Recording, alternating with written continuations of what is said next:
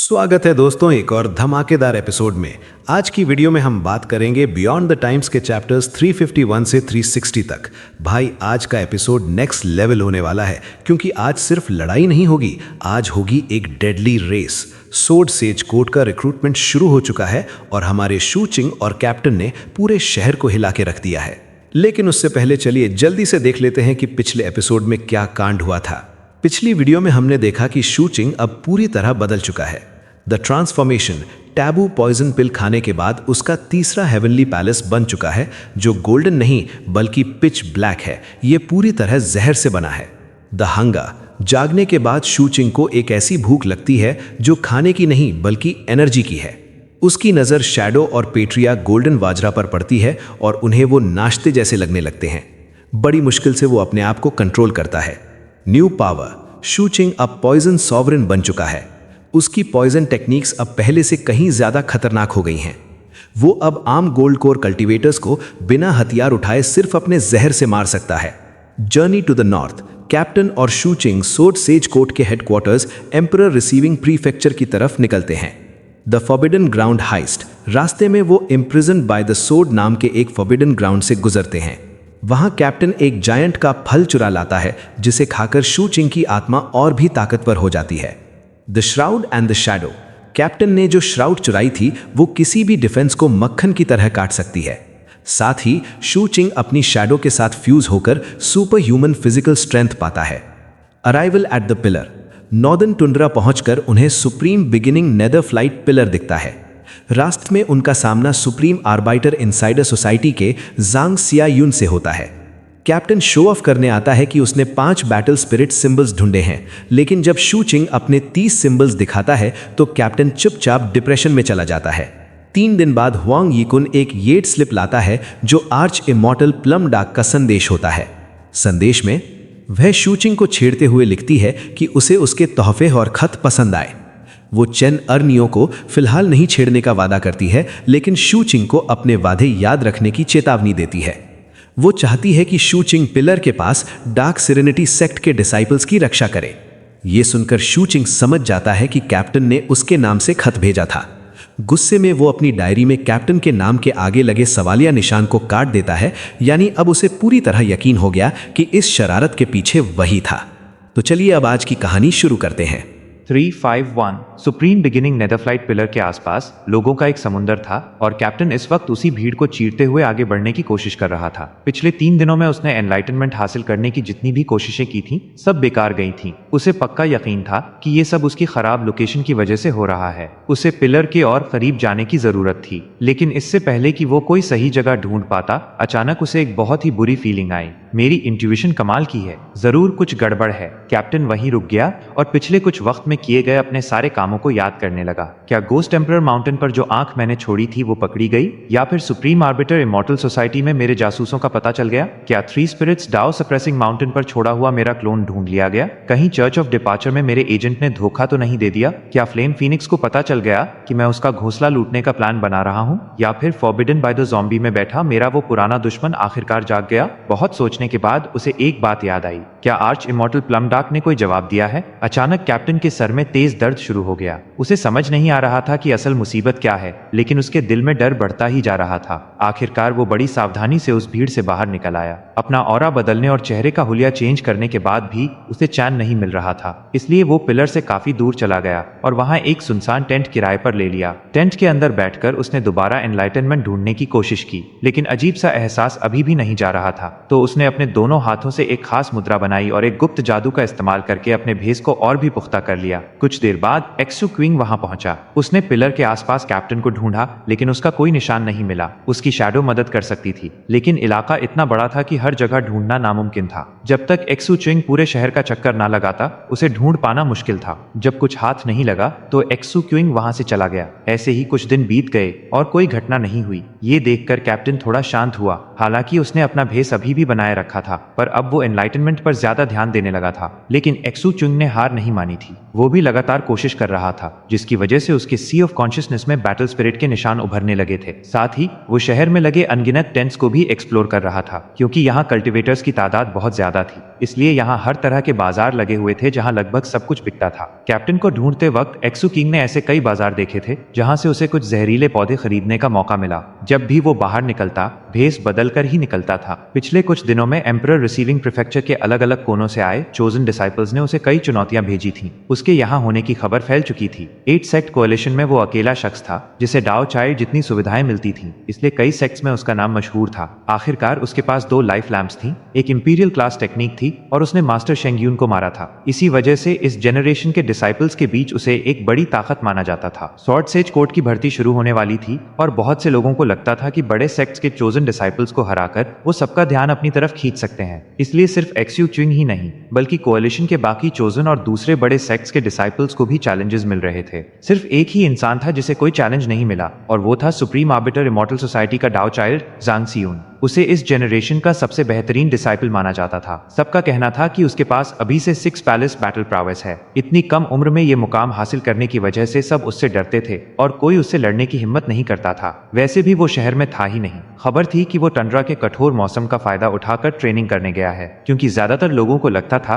कि एक्सू चिंग के पास 3 या 4 पैलेस जितनी ताकत है, इसलिए जांग सियून के बाद वो दूसरा टारगेट था। यहाँ तक कि सुप्रीम आर्बिटर इमॉर्टल सोसाइटी के लोगों ने भी उसे चैलेंज किया था। लेकिन एक्सू क्वीन को इन बेकार की लड़ाइयों में कोई दिलचस्पी नहीं थी। इस वक्त वो एक बड़े से बाजार में घूम रहा था, इस उम्मीद में कि शायद उसे कुछ खास जहरीले पौधे मिल जाएं। वहां लोगों की भारी भीड़ थी, जिसमें लोकल रोग कल्टिवेटर्स और अलग अलग सेक्ट्स के डिसाइपल्स शामिल थे। वह जगह हलचल से भरी हुई थी। चलते चलते एक्सू क्यूइंग एक जगह रुका और एक खास दुकान को देखने लगा। यह दुकान दवाई बनाने और हथियार फौज करने के सामान में डील करती थी और वहां कुछ अनोखे औषधीय पौधे रखे थे। उनमें से एक पौधा था 5 कॉर्ड गोल्ड बग फंगस। एक्सू चिंग की किताब में लिखा था कि यह पौधा दूसरी दवाइयों के साथ मिलाकर जहर बनाने के लिए बेहतरीन है। इसकी एक खास बात यह थी कि तोड़ने के बाद इसे जिंदा रहने के लिए गोल्डन एनर्जी की जरूरत होती थी। जैसे ही वो दुकान के पास पहुंचा, उसने सुना कि कुछ लोग उसी के बारे में बात कर रहे हैं। क्या तुमने सुना? सुप्रीम आर्बिटर इमॉर्टल सोसाइटी के ली जिलियांग ने 9 चैलेंजेस एक्सेप्ट किए और वो सब में जीत गया। 4 पैलेस कल्टीवेशन के साथ अपने डाओ चाइल्ड के बाद वो सोसाइटी का सबसे खास आदमी है। वो वाकई कमाल का बंदा है। कुछ ही वक्त पहले वो पिलर पर 1500 मीटर की ऊंचाई तक गया था,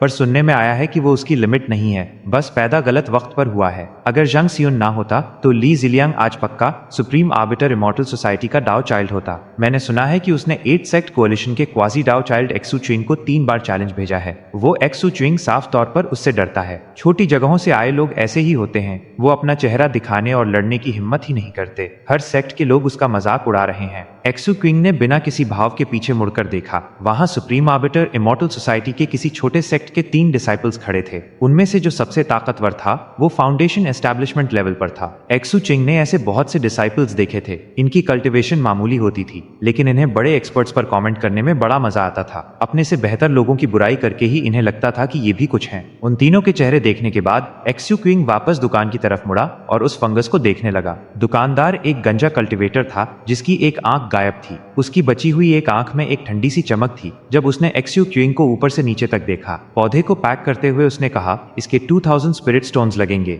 एक्सू चिंग ने फंगस को ध्यान से देखा, फिर हाँ में सर हिलाया और पैसे दे दिए। और हैं क्या? बिल्कुल, दुकानदार ने जवाब दिया। उसकी एकलौती आंख चमक उठी। उसने एक मिट्टी की बोतल निकाली और ध्यान से उसका ढक्कन खोला। अंदर 3 और फंगस थे जो उसने एक्सू क्विंग को दे दिए, लेकिन एक्सू किंग का ध्यान पौधों से ज्यादा उस मिट्टी की बोतल ने खींचा। आमतौर पर कल्टिवेटर्स जेड, धातु या कभी कभी लकड़ी की बोतल इस्तेमाल करते थे। मिट्टी की बोतल दिखना आम बात नहीं थी, और क्योंकि उस फंगस को ताजा रहने के लिए गोल्डन एनर्जी चाहिए थी। एक्सू क्विंग थोड़ा हैरान हुआ। बोतल को गौर से देखने पर उसे महसूस हुआ कि उसमें से एक बहुत ही तेज ऑरा निकल रहा है। इसमें गोल्डन एनर्जी है? उसने बोतल की तरफ इशारा करते हुए पूछा। गंजा दुकानदार मुस्कुरा दिया। साथ ही डाओइस्ट, इस बोतल के अंदर कोई मामूली गोल्डन एनर्जी नहीं है। यह सुप्रीम बिगिनिंग नेदरफ्लाइट पिलर की सेप्टेनरी गोल्ड मेटल एनर्जी है। जब मैं पिलर पर चढ़ रहा था तो किस्मत से मुझे ये मिल गई। इस तरह की एनर्जी को सिर्फ ऐसी बोतल में ही रखा जा सकता है। वैसे तो इसे हथियार बनाने बनाने में यूज किया जाता है और यह एक बार में खत्म हो जाती है, पर मुझे अभी कुछ फौज नहीं करना था,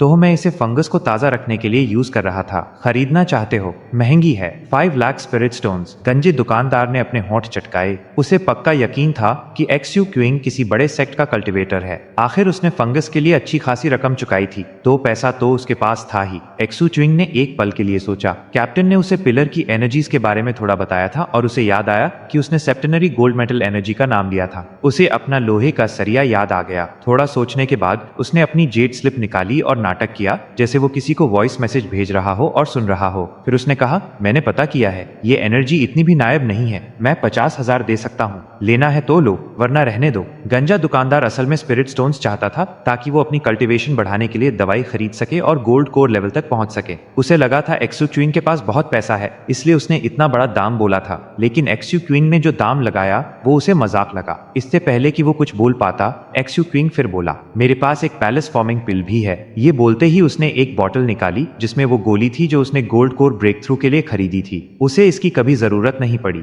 और इसकी कीमत लगभग 3 लाख स्पिरिट स्टोन्स थी। गोल्ड कोर लेवल तक पहुंचने और हेवनली पैलेसेस बनाने वालों के लिए ये बहुत काम की चीज थी जो आमतौर पर सिर्फ बड़े सेक्स में मिलती थी। रोग कल्टिवेटर्स के लिए ये अनमोल थी। गंजे दुकानदार का चेहरा संजीदा हो गया। बॉटल खोलकर उसने सूंघा और उसकी आंखें चमक उठी। जोर से सर हिलाते हुए उसने कहा, डील पक्की। मिट्टी की बॉटल एक्सू क्विंग को देने के बाद उसने अपनी दुकान बंद कर दी। एक्सू चिंग ने बॉटल रख ली और वापस अपने कैंप की तरफ चल दिया, ये देखने के लिए कि क्या ये एनर्जी उसके लोहे के सरिये के काम आएगी। रास्ते में उसने देखा कि पिलर की तरफ से शोर आ रहा है। उधर देखने पर पता चला कि भीड़ का ध्यान किसी ऐसे शख्स पर था जो पिलर पर 1500 मीटर से ऊपर चढ़ गया था। ये वही सुप्रीम आर्बिटर इमॉर्टल सोसाइटी का चोजन था जिसे उसने पहले भी वहां चढ़ते हुए देखा था, और ये वही ली जिलियांग था जिसके बारे में लोग बातें कर रहे थे, जिसने एक्सू क्विंग को कई बार चैलेंज किया था, पर एक्सू क्विंग ने ध्यान नहीं दिया। वो अपनी पुरानी लिमिट तोड़ चुका था और अब 1800 मीटर के निशान पर था। जाहिर है इस वजह से नीचे खड़े कल्टिवेटर्स में खुसुर पुसुर शुरू हो गई थी। जहां तक हुआंग यीकुन और 7 ब्लड आइज के चोजन की बात थी, कोई भी 600 मीटर से आगे नहीं बढ़ पाया था। चाहे वो 8 सेक्ट कोएलिशन के डिसाइपल्स हों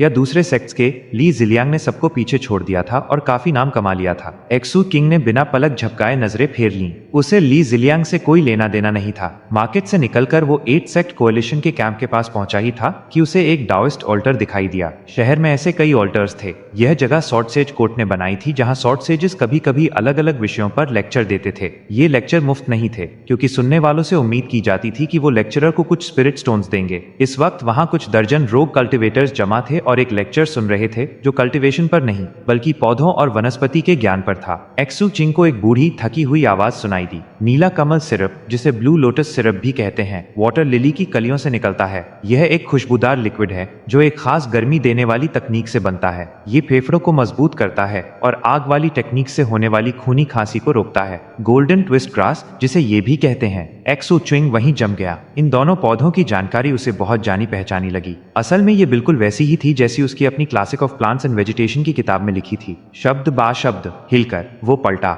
जो नजारा उसने देखा उससे उसके जिस्म में एक कंपन दौड़ गई और उसकी आंखें चमक उठी। सामने ग्रे चोगे में एक कमजोर सा बूढ़ा आदमी खड़ा था। उसका चेहरा झुर्रियों से भरा था पर आंखें चमक रही थीं। उसकी नजरों में गहरा ज्ञान था और आवाज बहुत नरम और दयालु थी। वो ग्रैंड मास्टर बाई से बहुत मिलता जुलता लग रहा था, हालांकि वो कोई और शख्स था। एक्सू किंग की आंखों की चमक थोड़ी फीकी पड़ गई। वहीं खड़े होकर उसने थोड़ी देर लेक्चर सुना और फिर वहां से चला गया। 352 उत्तर दिशा में अंधेरा दक्षिण के मुकाबले जल्दी छा जाता था। शाम पलक झपकते ही गुजर गई और रात ने अपना डेरा जमा लिया। वजह साफ थी, बर्फ को सूरज पसंद नहीं था और आसमान को गोधूली बेला डस्क। नतीजन देखते ही देखते घनघोर अंधेरा छा गया और ये रात बहुत लंबी होने वाली थी। एक्सू किंग अपने टेंट के बाहर खड़ा था, साउथ फिनिक्स की तरफ ताक रहा था। वह महाद्वीप यहाँ से बहुत बहुत दूर था। पता नहीं चेन फेयुआन कैसा होगा और टिंग्यू भी। उनके होते हुए टीचर की कब्र का ख्याल अच्छे से रखा जा रहा होगा। एक्सू किंग टेंट के अंदर गया और पालथी मारकर बैठ गया। एक गहरी सांस लेकर उसने अपनी आंखें बंद की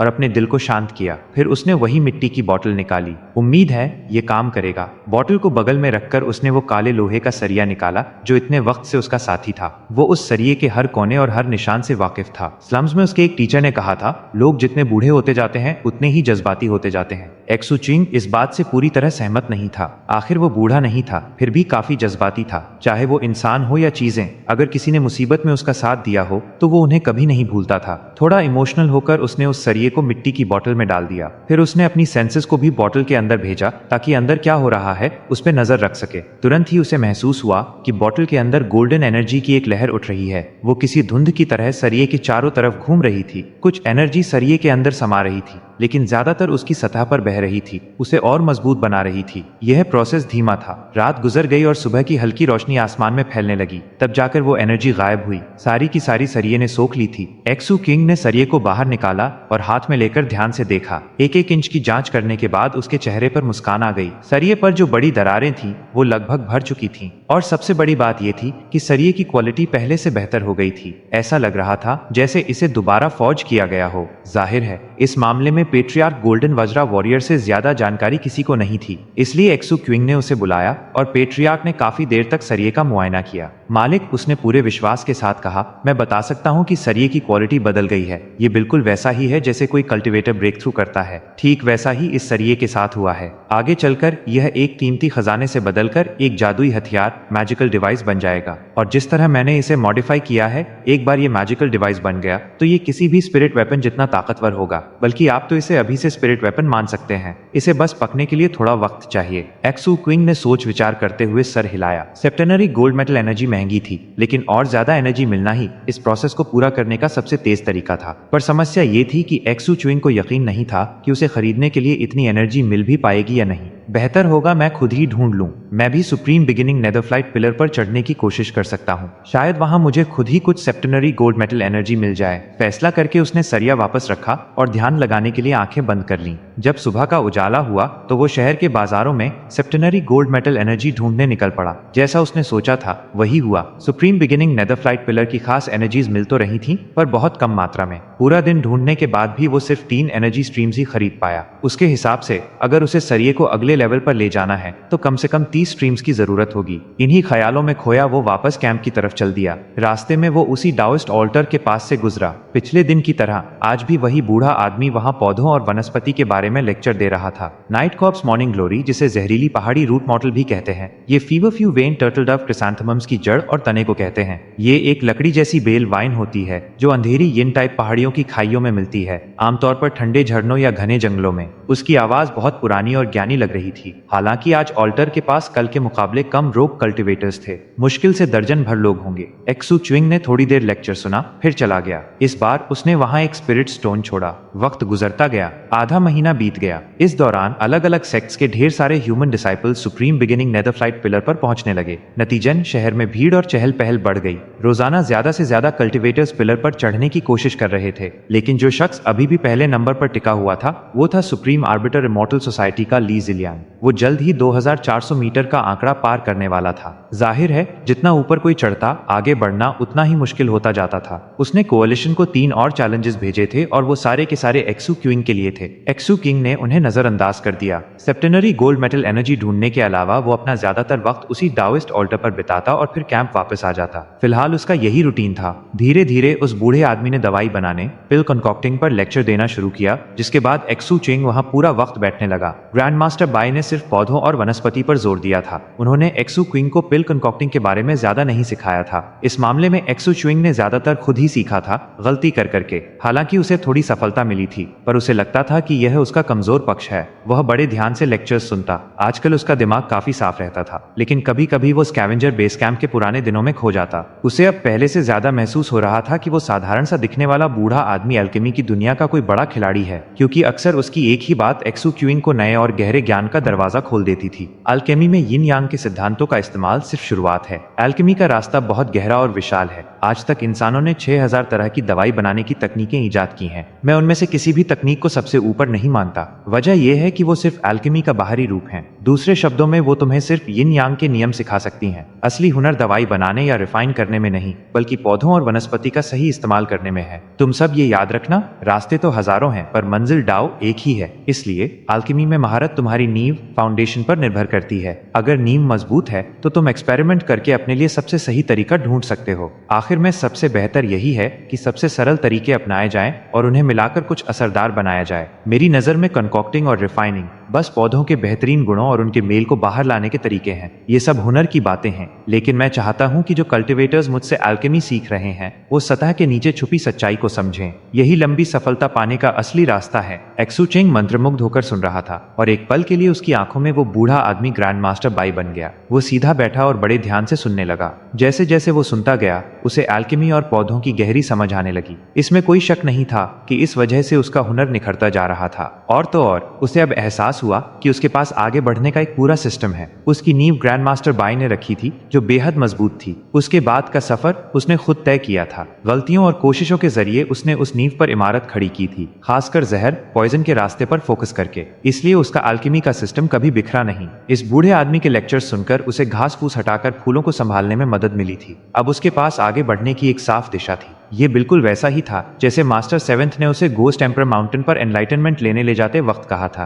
अब एक्सू किंग के दिल में एक और देवता बैठ गया था जो अल्केमी के रास्ते को रोशन कर रहा था। एक्सू किंग खुश था, इतना खुश जितना वो लंबे अरसे से नहीं हुआ था। उसे लग रहा था जैसे वो किसी कीमती और गहरे ज्ञान से भरता जा रहा है। लेकिन अनचाही घटनाएं अक्सर इंसान को गाफिल पकड़ लेती हैं और एक्सू च्विंग की पढ़ाई के साथ भी यही हुआ। एक मसला था जिसे सुलझाना जरूरी था। बात कुछ झगड़ों तक पहुंच गई थी जो बहुत गंभीर तो नहीं थे, पर उन्हें नजरअंदाज भी नहीं किया जा सकता था। 8 सेक्ट कोलिशन के डिसाइपल्स, खासकर डार्क सेरेनिटी सेक्ट और 7 ब्लड आइज के और सुप्रीम आर्बिटर इमॉर्टल सोसाइटी के डिसाइपल्स के बीच तनातनी चल रही थी और इसकी वजह एक्सू किंग था। अफवाहें आग की तरह फैल रही थी कि कैसे एक्सू चिंग ली जिलियांग के चैलेंजेस को इग्नोर कर रहा है और जाहिर है ये बातें कोalition के डिसाइपल्स को बिल्कुल हजम नहीं हो रही थी। नतीजन झगड़ा होना तो लाजमी था। एक मौके पर डार्क सेरेनिटी सेक्ट और 7 ब्लड आइज के कुछ डिसाइपल्स की सुप्रीम आर्बिटर इमॉर्टल सोसाइटी के लोगों से हाथापाई हो गई। ली जिलियांग ने बीच में आकर लड़ाई रोकी और बड़ी बेइज्जती के साथ कोalition के डिसाइपल्स को गिरफ्तार कर लिया और इस दौरान उनके साथ काफी मारपीट भी की। फिर उसने कोalition को संदेशा भेजा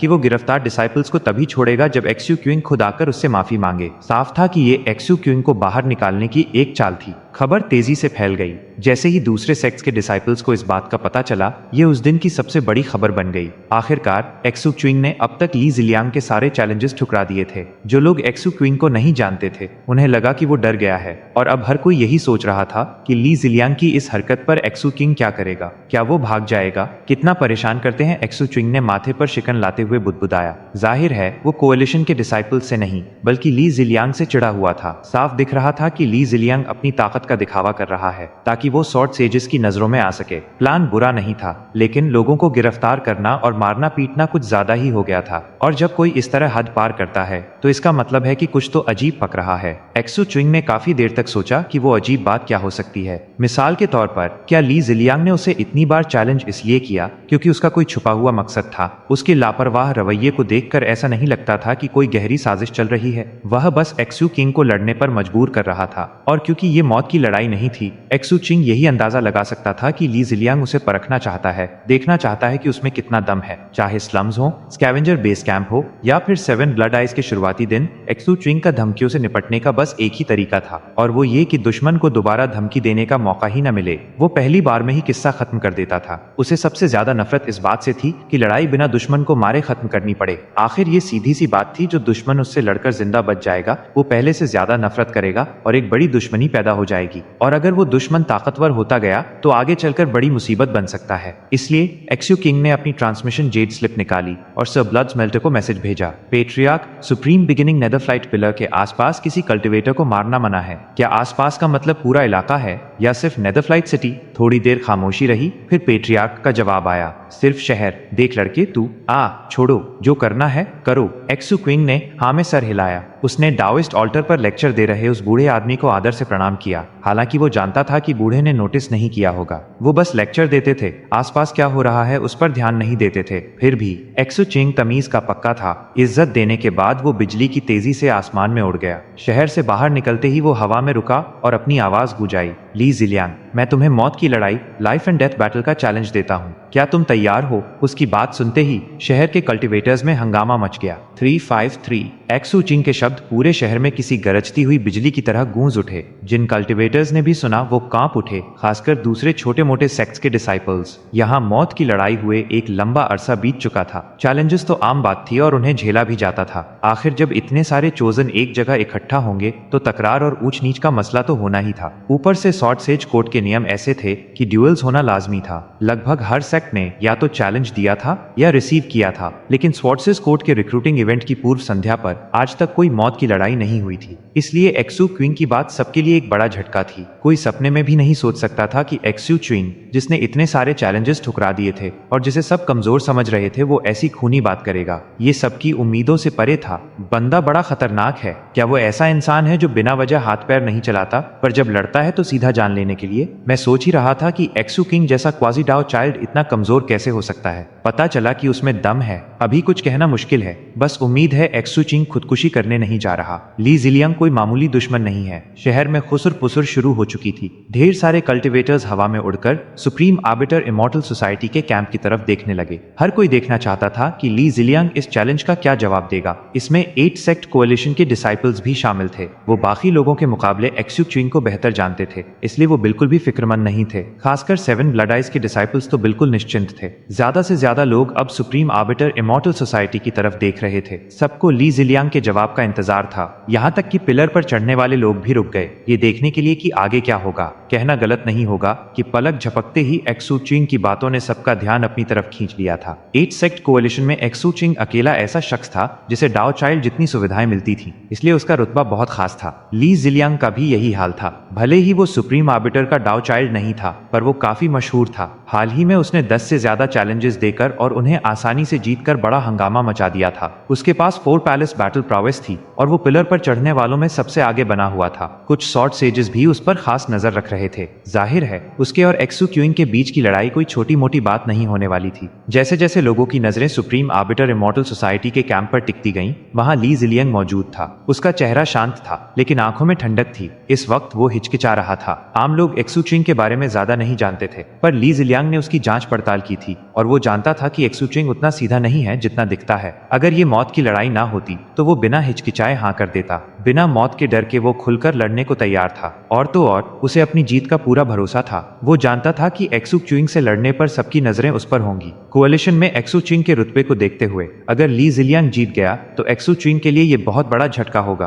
और ली जिलियांग की शोहरत आसमान छू लेगी। इसके अलावा अपना हुनर दिखाने से स्वॉर्ड सेज कोड का ध्यान भी उस पर जाएगा और शायद स्टैंडिंग्स में कुछ बोनस पॉइंट्स भी मिल जाएं। सबसे खास बात ये थी कि एक शख्स ने उसे बड़े इनाम का वादा किया था अगर वो इस मौके का फायदा उठाकर एक्सू चिंग की ताकत और कमजोरियां परख लें। वो अच्छी तरह जानता था कि उस शख्स की नजर एक्सू चिंग की लाइफ लैंप्स पर है और वो शख्स लड़ाई में बड़ा ही होशियार था। वो तभी हाथ डालता था जब जीत पक्की हो। सच कहूं तो ली जिलियांग को भी एक्सू चिंग की लाइफ लैंप्स में दिलचस्पी थी, लेकिन वो मौत की लड़ाई के लिए पूरी तरह तैयार नहीं था, इसलिए हिचकिचा रहा था। वो अपने घर यानी सुप्रीम आर्बिटर इमॉर्टल सोसाइटी के हेडक्वार्टर्स में नहीं था। अगर उसने ये ड्यूएल एक्सेप्ट किया तो नतीजा एक की मौत होगा और हालात ऐसे थे कि ना तो सुप्रीम आर्बिटर और ना ही 8 सेक्ट कोएलिशन बीच में आकर लड़ाई रोक पाते। लेकिन ली जिलियांग के पास 4 हेवनली पैलेसेस और कमाल की बैटल प्रोवेस थी। रिपोर्ट्स के मुताबिक एक्सू चिंग के पास सिर्फ 3 हेवनली पैलेसेस थे। भले ही उसके पास इंपीरियल क्लास टेक्निक हो, पर वो ली जिलियांग के लेवल का तो हरगिज नहीं हो सकता था। मौत की लड़ाई, अगर मैं उसे मारकर उसकी लाइफ लैंप्स ले लूं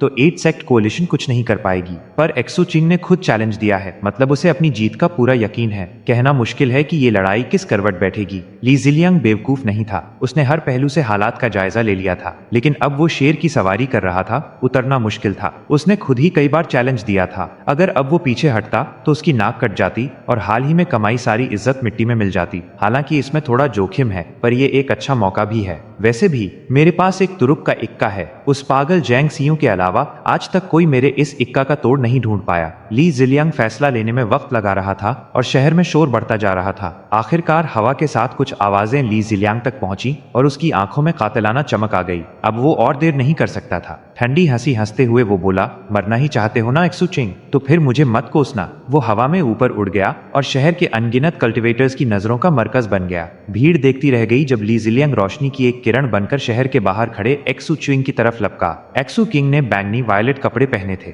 उसके लंबे बाल और बेहद आकर्षक नैन नक्श थे। उसकी आंखें बर्फ जैसी ठंडी थीं, पर चेहरा बिल्कुल शांत। ये देखकर ली जिलियांग की आंखें सिकुड़ गईं। लेकिन उसने अपनी रफ्तार कम नहीं की। जैसे ही वो शहर की हद से बाहर निकलने वाला था, अचानक उसने अपनी रफ्तार दोगुनी कर दी। वो पहले ही तेजी से जा रहा था। रफ्तार बढ़ाना दुश्मन को चौंकाने की एक चाल थी। इससे पहले किसी भी लड़ाई में उसने इतनी तेजी नहीं दिखाई थी। वो कई धुंधली परछाइयों में बदल गया और शहर से निकलकर एक्सुक्विन की तरफ झपट पड़ा। करीब आते ही उसने अपना दायां हाथ आगे बढ़ाया। उसके पीछे 4 हेवनली पैलेसेस उभर आए। चारों पैलेसेस एक जैसे दिख रहे थे और आम पैलेसेस से अलग थे। साथ मिलकर वो क्रिस्टल की बनी एक सीढ़ी लैडर जैसे लग रहे थे, जिस पर चमकदार जादुई निशान बने हुए थे। जब ली जिलियांग ने हाथ बढ़ाया तो उसके चारों पैलेसेस थरथराए और अपनी जगह बदलकर सीधे एक्सुचिंग के सर के ऊपर आ गए। फिर वो एक दूसरे के ऊपर चढ़ते गए और एक क्रिस्टल पगोडा मीनार बन गए जो तेजी से एक्सुचिंग के ऊपर गिरा। ये सब इतनी जल्दी हुआ जितना पत्थर से चिंगारी निकलने में लगता है। ली जिलियांग की रफ्तार के साथ मिलकर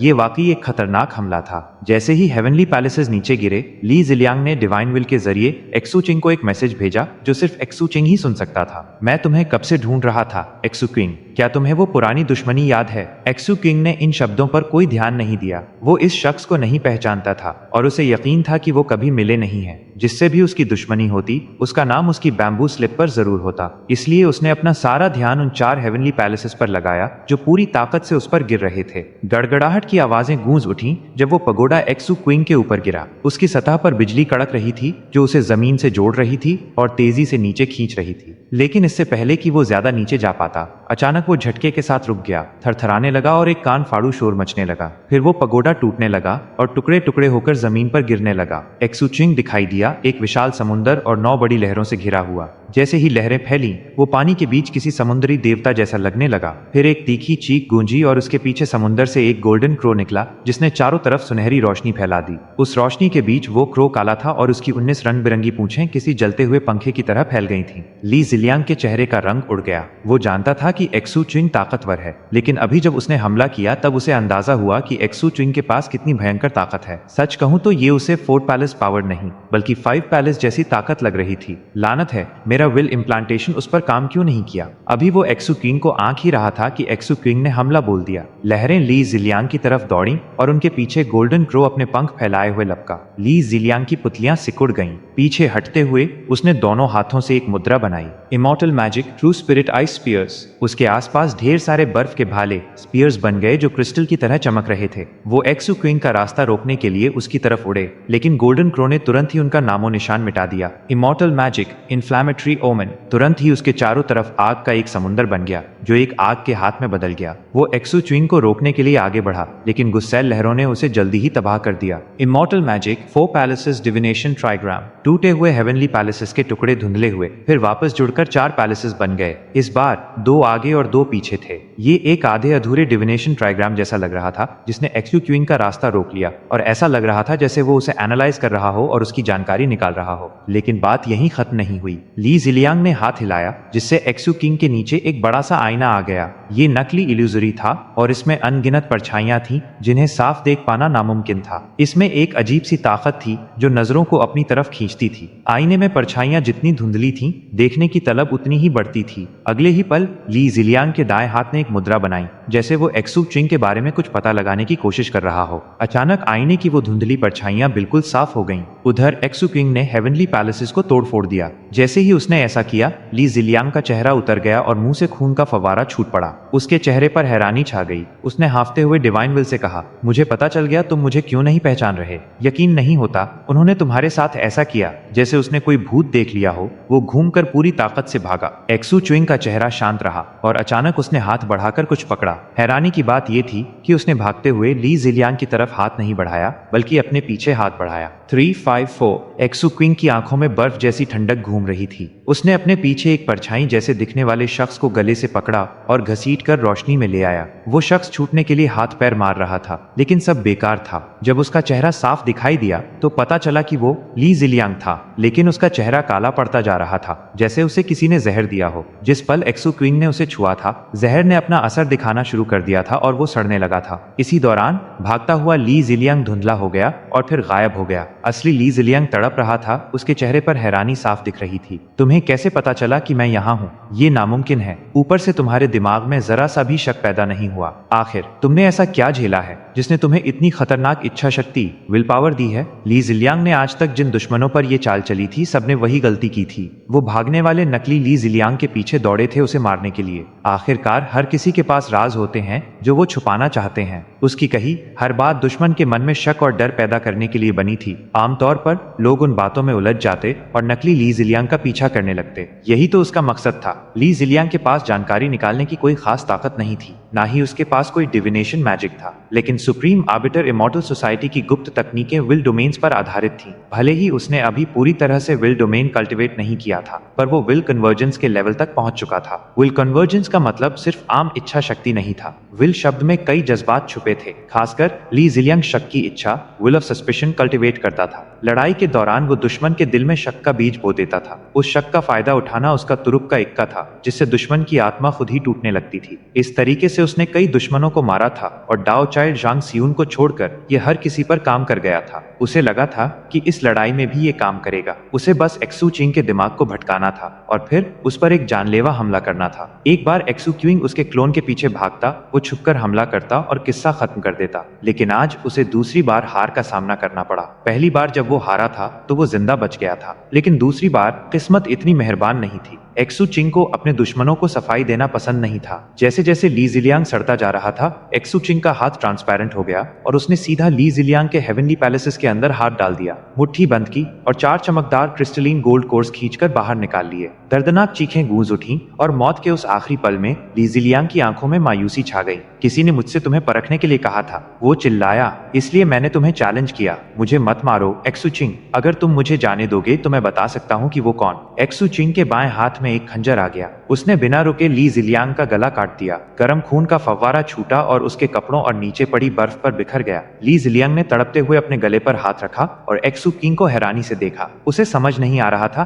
कि एक्सू क्विंग ने जरा सा भी लिहाज क्यों नहीं किया। कोई और होता तो कम से कम 1-2 सवाल तो पूछता। सच्चाई ये थी कि ली जिलियांग का उस रहस्यमयी इंसान का नाम बताने का कोई इरादा नहीं था। वो बस गोलमोल बातें करके उलझाना चाहता था, इशारा करता कि वो मास्टर शेंग्यून का पिता है या एक्सू किंग के सेक्ट का कोई मेंबर। उसकी चाल काम करे या ना करे, कम से कम थोड़ा शक पैदा करती और शायद उसे जिंदा बचने का मौका मिल जाता। लेकिन एक्सू क्विंग को कोई दिलचस्पी नहीं थी, इसलिए ली जिलियांग की सारी चालें धरी की धरी रह गईं। ली जिलियांग की आंखों में गहरी नफरत दिखाई दी। जैसे ही वो गिरा, वो नफरत पछतावे में बदल गई। उसे अपने किए पर सचमुच पछतावा हो रहा था। उसे पछतावा था उस इनाम के लालच का जो उसे उस रहस्यमयी इंसान ने दिया था। उसे पछतावा था एक्सू क्विंग को बार बार चैलेंज करके और उसके साथियों को पकड़कर उकसाने का। उसे पछतावा था अपने लालच का और इस गलतफहमी का कि वो ये लड़ाई जीत सकता है। और सबसे ज्यादा उसे पछतावा था उस चैलेंज को एक्सेप्ट करने का, सिर्फ इसलिए कि लोग क्या कहेंगे। लेकिन इन सबसे ज्यादा उसे इस बात की हैरानी थी कि आखिर एक्सू क्विंग के मन में जरा सा भी शक क्यों पैदा नहीं हुआ। और फिर वो सब कुछ उसकी नफरत समेत बीते कल की बात हो गई।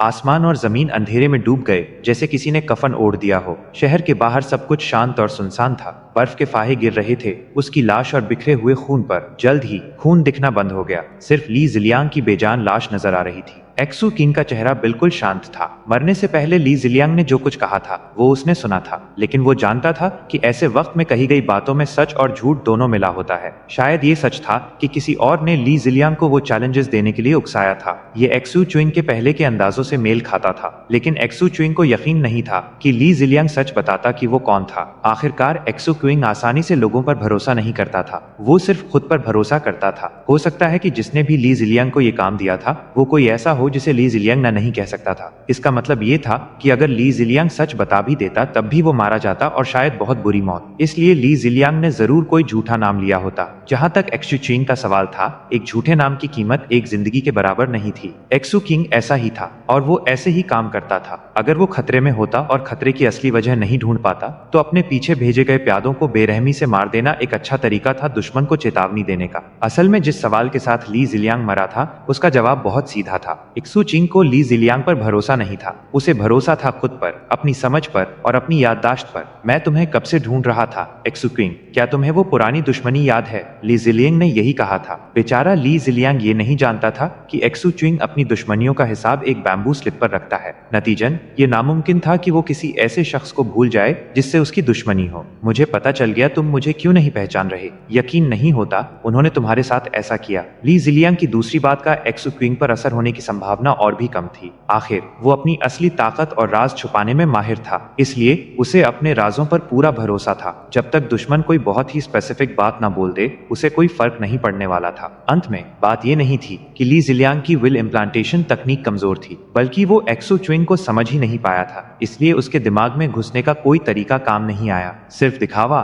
दम नहीं। एक्सू चिंग बुदबुदाया। लड़ाई शुरू होने के बाद ये पहले शब्द थे जो उसने बोले थे। इसी दौरान थोड़ी देर की खामोशी के बाद शहर हैरानी भरी चीखों और उत्साह से भरी बातों से गूंज उठा। मर गया? आय, इतनी जल्दी? उसने उसके हेवनली पैलेसेस कुचल दिए और फिर गला काट दिया। बंदा कितना डिसाइसिव है। यकीन नहीं होता उसने सचमुच कर दिखाया। ये एक्सू किंग कोई ऐसा वैसा नहीं है जिससे पंगा लिया जाए। ये जालिम और बेरहम है। जब लड़ता है तो जान ले लेता है। वो कितना खौफनाक था, बहुत बहुत खौफनाक। कोई हैरानी नहीं कि 8 सेक्ट कोalition में सिर्फ इसे ही डाउ चाइल्ड जितनी सुविधाएं मिलती हैं। शहर में सांसें थमी हुई थीं और बातें हो रही थीं। सेक्ट डिसाइपल्स और रोग कल्टिवेटर्स के दिलों में गहरा डर बैठ गया था। वो एक्सू किंग की रफ्तार और बेरहमी से डर गए थे। वो ग्रूब्लूम डाउसाइजिंग आर्ट को काम करते हुए नहीं देख पाए थे, लेकिन उन्होंने ली जिलियांग की सूखी हुई लाश और मरने से पहले उसकी तड़प देखी थी। वो सिर्फ कल्पना ही कर सकते थे कि उस पल ली जिलियांग ने कैसा दर्द महसूस किया होगा। उस ठंडे खंजर से गला कटने का ख्याल ही उन्हें कंपकपा देता था। उनकी नजर में एक्सू किंग किसी दरिंदे या राक्षस जैसा लग रहा था। जिन गोल्ड कोर कल्टिवेटर्स के पास हेवनली पैलेसेस थे,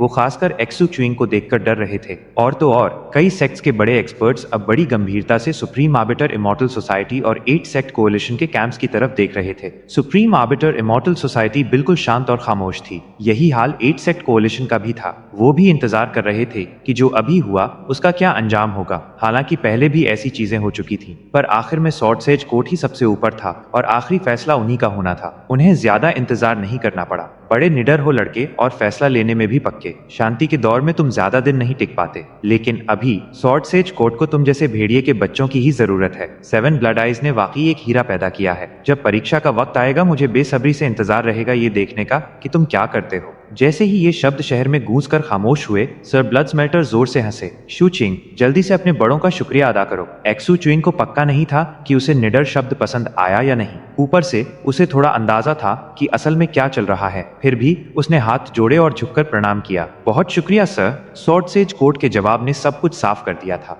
आखिरकार भले ही पिछले कुछ दिनों में शहर के बाहर कोई मौत नहीं हुई थी, पर पहले ऐसा हो चुका था। स्वॉर्ड सेज कोर्ट ने कभी खुलकर इसकी मंजूरी नहीं दी थी। बढ़ावा देना तो दूर की बात थी, लेकिन जाहिर है ये किसी नियम का उल्लंघन नहीं था। सर ब्लड्समेल्टर ये जानते थे और सुप्रीम आर्बिटर इमॉर्टल सोसाइटी भी ये जानती थी। जाहिर है ताकतवर सेक्ट्स अपने असली इरादे खुलकर नहीं बताते। थोड़ी ही देर में सुप्रीम आर्बिटर इमॉर्टल सोसाइटी के कल्टिवेटर्स ली जिलियांग की लाश लेने पहुंच गए। एक्सू किंग शहर वापस आ गया। इस बार का मंजर पिछली बार से बिल्कुल अलग था। पहले किसी ने उस पर ध्यान नहीं दिया था। ज्यादा से ज्यादा कुछ लोग ये बात कर रहे थे कि वो चैलेंजेस एक्सेप्ट नहीं कर रहा, लेकिन अब लोग उसे इज्जत और डर से देख रहे थे और जल्दी से उसका रास्ता छोड़ रहे थे। अब कोई ये नहीं बोल रहा था कि वो लड़ने से भाग रहा है। अब वो जानते थे कि उसने पहले ऐसा क्यों किया था। ये वही वजह थी जिसकी वजह से एक बाज ईगल किसी गौरैया स्पैरो का चैलेंज एक्सेप्ट नहीं करता। सुप्रीम बिगिनिंग नेदरफ्लाइट पिलर की ऊंचाई पर स्वॉर्डसेज कोर्ट के मुख्य द्वार के सामने 2 स्वॉर्डसेजेस खड़े थे। एक बूढ़ा आदमी था और दूसरा अधेड़ उम्र मिडिल एज्ड का शख्स था जिसने सरकारी वर्दी पहनी हुई थी। दोनों नीचे एक्सू क्विंग को देख रहे थे। अगर एक्सू क्विंग वहां होता तो वो दोनों को पहचान लेता। बूढ़ा आदमी उन 3 स्वॉर्डसेजेस में से एक था जिन्होंने ऑगस्ट स्पिरिट नेदरस्प्राइट से लड़ाई की थी। अधेड़ उम्र का आदमी भी उस लड़ाई में मौजूद था। ये वही second stage void returning cultivator था जिसने ऑगस्ट स्पिरिट स्पोरलाइट का सामना किया था। तो ये वही है जिसका जिक्र तुमने किया था? उस अधेड़ उम्र के आदमी ने कहा। 355। जी हाँ, एग्जॉल्टेड वन, बूढ़े आदमी ने जवाब दिया। उसका नाम एक्सू च्विंग है। वो चेनरन्यू नाम के शख्स के साथ काम कर रहा था, जो जांच करने पर उसका बड़ा भाई एल्डर ब्रदर निकला। इस घटना में तीसरा शख्स एम्परर रिसीविंग प्रीफेक्चर के चर्च ऑफ डिपार्चर की होली डॉटर है। उसका नाम किंग क्यू है। वह रास्ते में है और जल्द ही पहुंच जाएगी। बूढ़े आदमी के चेहरे पर एक अजीब सा भाव आ गया जब वो आगे बोला। उनकी हरकतों ने नेदरस्प्राइट को सचमुच पागल कर दिया है। इस हिसाब से मुझे लगता है कि नेदरस्प्राइट दुनिया में सबसे ज्यादा इन्हीं से नफरत करता है। अधेड़ उम्र के आदमी ने सर हिलाया। कोई जल्दी नहीं है। टेस्ट को नॉर्मल तरीके से ही होने दो। अगर हम खुद नेदर स्प्राइट के दिमाग को हिलाकर सोल सर्च नहीं कर पाए तो फिर हम इन तीनों का इस्तेमाल करके उसे भड़काने के बारे में सोच सकते हैं। ये एक्सू क्विंग बुरा नहीं है, इसका मिजाज अच्छा है। अगर ये सॉर्ड सेज बनता है तो इसमें काफी पोटेंशियल होगा। हमारे काउंटी सुपीरियर्स प्राचीन फॉरबिडन बाय द इमॉर्टल को खोलने की तैयारी कर रहे हैं, शायद इसलिए क्योंकि सारे प्रीफेक्चर्स में जागृति अवेकनिंग्स हो रही है। इस बार हमारा रिक्रूटमेंट टेस्ट थोड़ा और खूनी होना चाहिए। हम अब एक अलग दौर में हैं। हमें भेड़िए के बच्चे चाहिए, पालतू कुत्ते नहीं। जब बूढ़े आदमी ने फॉरबिडन बाय द इमॉर्टल शब्द सुना तो उसका चेहरा बदल गया। वो फॉरबिडन बाय द इमॉर्टल खोल रहे हैं? वहां तो कोई अनजान देवता सो रहा है ना? बिल्कुल। ज्यादातर लोग सोचते हैं कि रिवियर्ड एंशिएंट मेनलैंड पर जो तबाही आई थी वो सिर्फ आसमान में दिखने वाले देवता के टूटे हुए चेहरे की वजह से थी। जो वो नहीं जानते वो ये है कि इतिहास के रिकॉर्ड्स बताते हैं कि एंशिएंट एम्परर्स और इंपीरियल सॉवरेन सिर्फ टूटे हुए चेहरे के आने की वजह से नहीं भागे थे। और भी देवता हैं छुपे हुए। हमें नहीं पता वो किसका इंतजार कर रहे हैं। शायद हमारे काउंटी सुपीरियर्स के पास उस जगह को खोलने और जांच करने के अपने आदेश हैं। अधेड़ उम्र का कल्टीवेटर मुड़ा और चला गया। बूढ़ा आदमी वहीं खड़ा रहा। उसके चेहरे पर उलझन भरे भाव थे। आखिरकार उसने एक गहरी सांस ली और फिर गायब हो गया। 7 दिन बीत गए। इस दौरान एक्सू च्विंग अपने पुराने रूटीन पर वापस आ गया। वो डाओइस्ट ऑल्टर पर जाता, उस बूढ़े आदमी का लेक्चर सुनता और पौधों और वनस्पति के बारे में और सीखता। किसी ने उसे कोई चैलेंज नहीं भेजा। नतीजन एक्सू च्विंग दूसरा ऐसा शख्स बन गया जिससे लड़ने की कोई हिम्मत नहीं करता था। इन्हीं 7 दिनों में सुप्रीम आर्बिटर इमॉर्टल सोसाइटी का डाओ चाइल्ड वापस आ गया। उसने सबका ध्यान अपनी तरफ खींच लिया। खबर थी कि उसने हाल ही में अपनी किसी जादुई तकनीक में तरक्की की है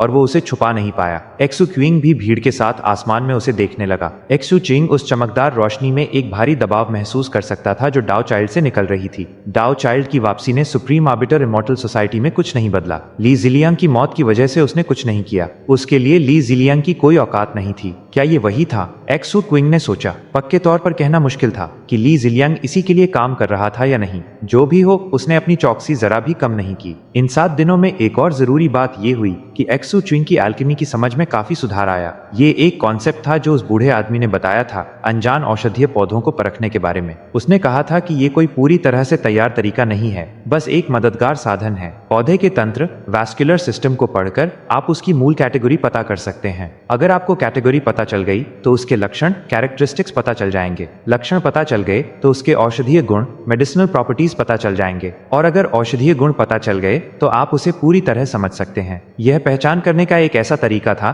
जिसने एक्सू क्विंग के लिए संभावनाओं के नए दरवाजे खोल दिए। पौधों पर उसकी मौजूदा पकड़ को देखते हुए उसे लगा कि भले ही यह नया तरीका 100% सही ना हो, पर कम से कम 80% तो सही है ही। एल्केमी की दुनिया में ये जमीन आसमान का फर्क था, लेकिन एल्केमी कल्टिवेटर्स के लिए नए पौधों को पहचानने में थोड़ी सी भी बढ़त बड़ा फर्क ला सकती थी। इसके अलावा एक्सू च्विंग ने उस बूढ़े लेक्चरर से एक नया शब्द सीखा, गॉडली प्लांट्स एंड वेजिटेशन। ये सुनकर उसे लगा जैसे वो इन्हें जानता भी है और नहीं भी। अनजान इसलिए लगा क्योंकि ग्रैंड मास्टर बाई की किताब में यह शब्द नहीं था। जाना पहचाना इसलिए लगा क्योंकि भले ही वो नाम नहीं जानता था, पर शुरुआत से ही वो ऐसे पौधों के बारे में सीख रहा था। असल में वो लंबे समय से एक की तलाश में था। जब से सार्जेंट थंडर गुजर गए थे तब से लेकर अब तक उसका सामना ऐसे पौधे से नहीं हुआ था। यह एक ऐसा पौधा था जो किसी की किस्मत बदल सकता था। लाइफ स्पैन फ्लावर, बूढ़े आदमी ने कहा, जिसे लाइफ एक्सटेंडिंग फ्लेम और गॉड स्पिरिट वीड भी कहते हैं। ये एक गॉड टाइप वनस्पति की बदली हुई किस्म, म्यूटेटेड वैरायटी है जिसे रिजेनरेशन ट्री कहते हैं। असल में इसकी 73 जानी मानी म्यूटेशंस हैं, लेकिन सिर्फ पहली किस्म ही दवाइयों में इस्तेमाल हो सकती है। ये फॉरबिडन रीजन्स में कहीं भी उग जाते हैं। इनका कोई खास ठिकाना नहीं होता।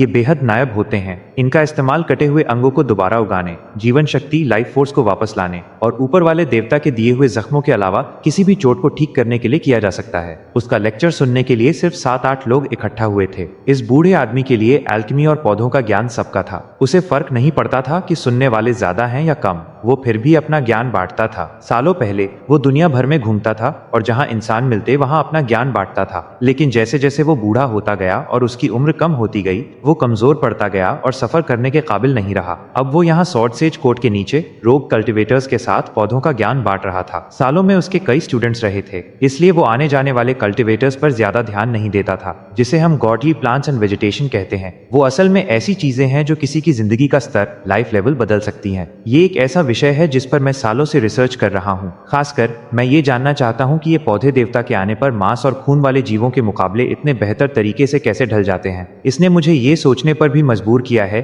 कि क्या दूसरी प्रजातियां स्पीशीज देवताओं पर रिसर्च करने के लिए इन गॉडली प्लांट्स का इस्तेमाल कर रही हैं। जब एक्सू क्यूइंग ने ये सुना तो अचानक उसे टॉर्च लाइट और बाई ली का ख्याल आया। बाई ली ने एक स्पिरिट प्लांट का इस्तेमाल किया था और यहाँ तक कि उसके साथ जुड़कर गॉडली फ्लक्चुएशंस भी छोड़ी थीं। फिर एक्सू च्युइंग को मास्टर शेंग युन का ख्याल आया। वो श्योर नहीं था कि यंग आर्बिटर सेक्ट की लड़ाई में जो एक्सपेरिमेंटल गॉड बॉडी थी वो शुरुआत में कोई स्पिरिट प्लांट थी या नहीं, पर अब वो अपने मास्टर से इस बारे में पूछना चाहता था। आखिरकार वो एक्सपेरिमेंटल गॉड बॉडी अब 7 ब्लड आइज में थी जहां उसके मास्टर उस पर स्टडी कर रहे थे। इन्हीं ख्यालों में खोया वो उस बूढ़े आदमी का लेक्चर सुनता रहा। कभी कभी वह बूढ़ा आदमी कोई बहुत गहरी बात बता देता क्योंकि लेक्चर में सवाल जवाब का कोई मौका नहीं था। एक्सू क्यूइंग अपनी मेडिसिनल कोडेक्स निकालता और आगे के लिए नोट्स बना लेता। वहां मौजूद बाकी कल्टिवेटर्स भी यही करते। इसी तरह आधा महीना और बीत गया। एक्सू किंग पढ़ाई में डूबा हुआ था। आखिरकार बूढ़े आदमी ने अपना सारा ज्ञान बांट दिया। उस शाम उसने अपने आसपास बैठे उन गिने चुने कल्टिवेटर्स को देखा जिनमें एक्सू च्युइंग भी शामिल था। मेरा लेक्चर सीरीज यहाँ खत्म होता है, इसलिए और सुनने की उम्मीद में वापस मत आना।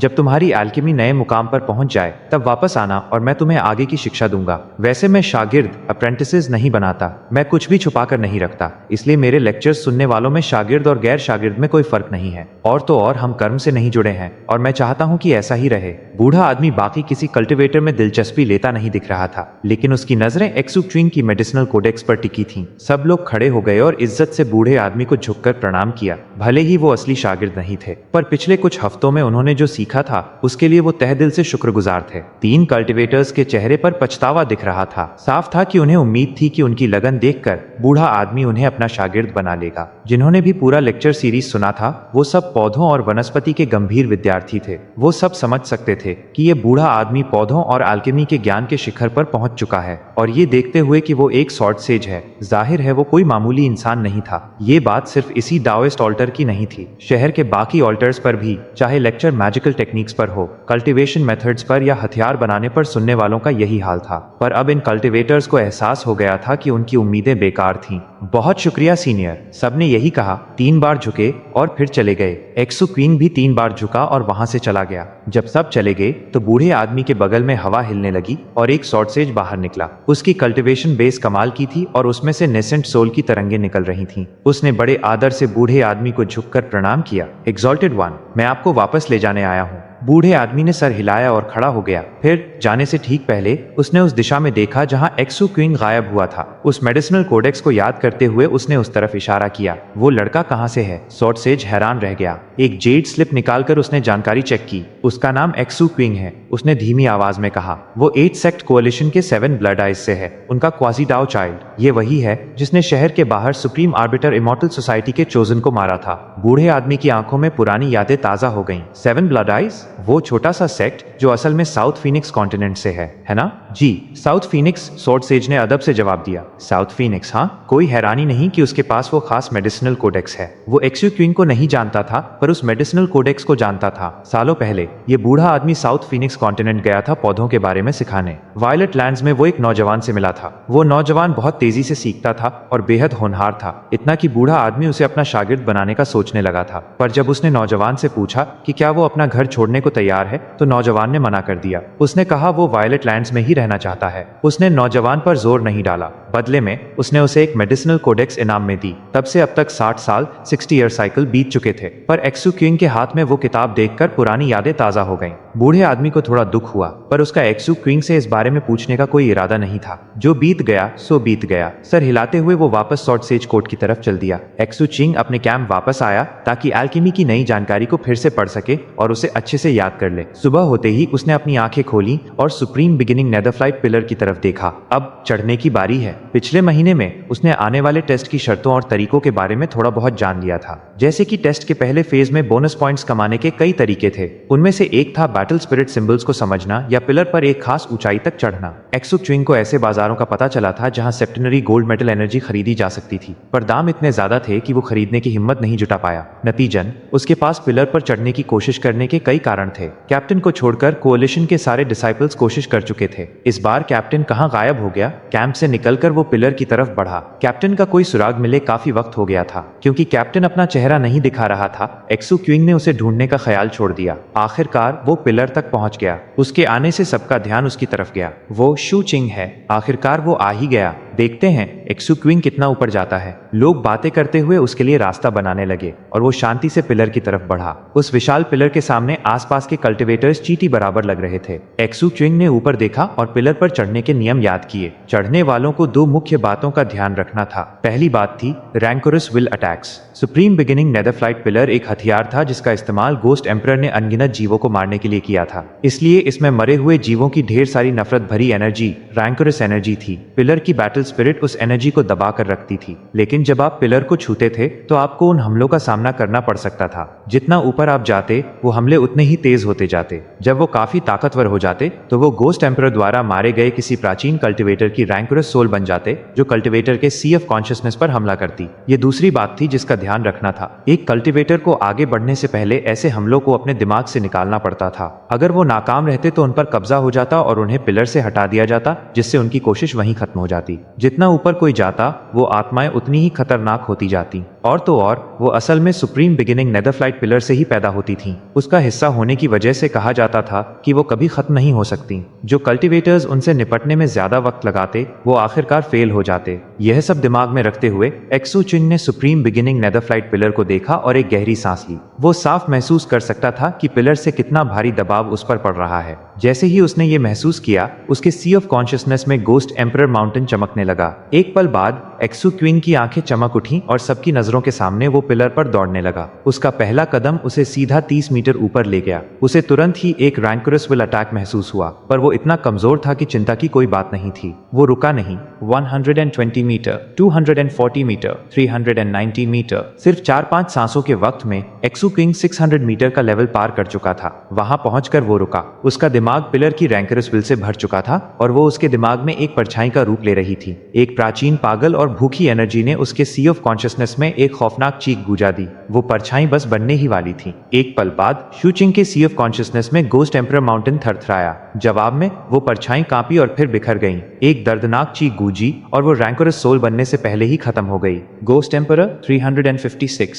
सुप्रीम बिगिनिंग नेदरफ्लाइट पिलर उत्तरी टंड्रा के ऊपर विशाल ऊंचाई तक उठा हुआ था। ये 3000 मीटर चौड़ा था और बादलों के भी ऊपर तक जाता था, जैसे कि ये स्वर्ग को सहारा दे रहा हो। इसकी सतह पर तरह तरह के जादुई निशान और टोटम्स खुदे हुए थे। कुछ 30 मीटर तक बाहर निकले हुए थे तो कुछ सिर्फ कुछ मीटर तक। इस वजह से पिलर पर चढ़ने वाले कल्टिवेटर्स बहुत छोटे दिख रहे थे। एक्सू चिंग पहले ही 600 मीटर के निशान पर था। एक टोटम काविंग का किनारा पकड़कर उसने खुद को ऊपर खींचा और खड़ा हो गया। टोटम पर एक खौफनाक भूत का चेहरा बना था जिसका ऑरा बड़ा ही खतरनाक था। एक्सू किंग की आंखों में समझ की एक चमक आई जब उसने उस भूत के चेहरे को देखा। आखिरकार ये बिल्कुल वैसा ही दिख रहा था जैसा कुछ पल पहले उसके सी ऑफ कॉन्शियसनेस में बन रहा था। यहाँ तक कि वो खुद भी अंदाजा नहीं लगा सकता था कि जब रैंकोरस विल, नफरत भरी इच्छा, उसके अंदर एक आत्मा का रूप लेगी तब गोस्ट एम्परर माउंटेन उसे कुचल देगा। ये उसकी समझ से परे था कि सुप्रीम बिगिनिंग नेदरफ्लाइट पिलर कैसे काम करता है। आमतौर पर जब कल्टिवेटर्स रैंकोरस विल के हमले झेलते थे तो वो उस घुसपैठिया आत्मा को खत्म नहीं कर पाते थे। बदले में उन्हें उसे अपने सी ऑफ कॉन्शियसनेस से बाहर निकालना पड़ता था। सिर्फ उसके बाद ही वो चढ़ना जारी रख सकते थे।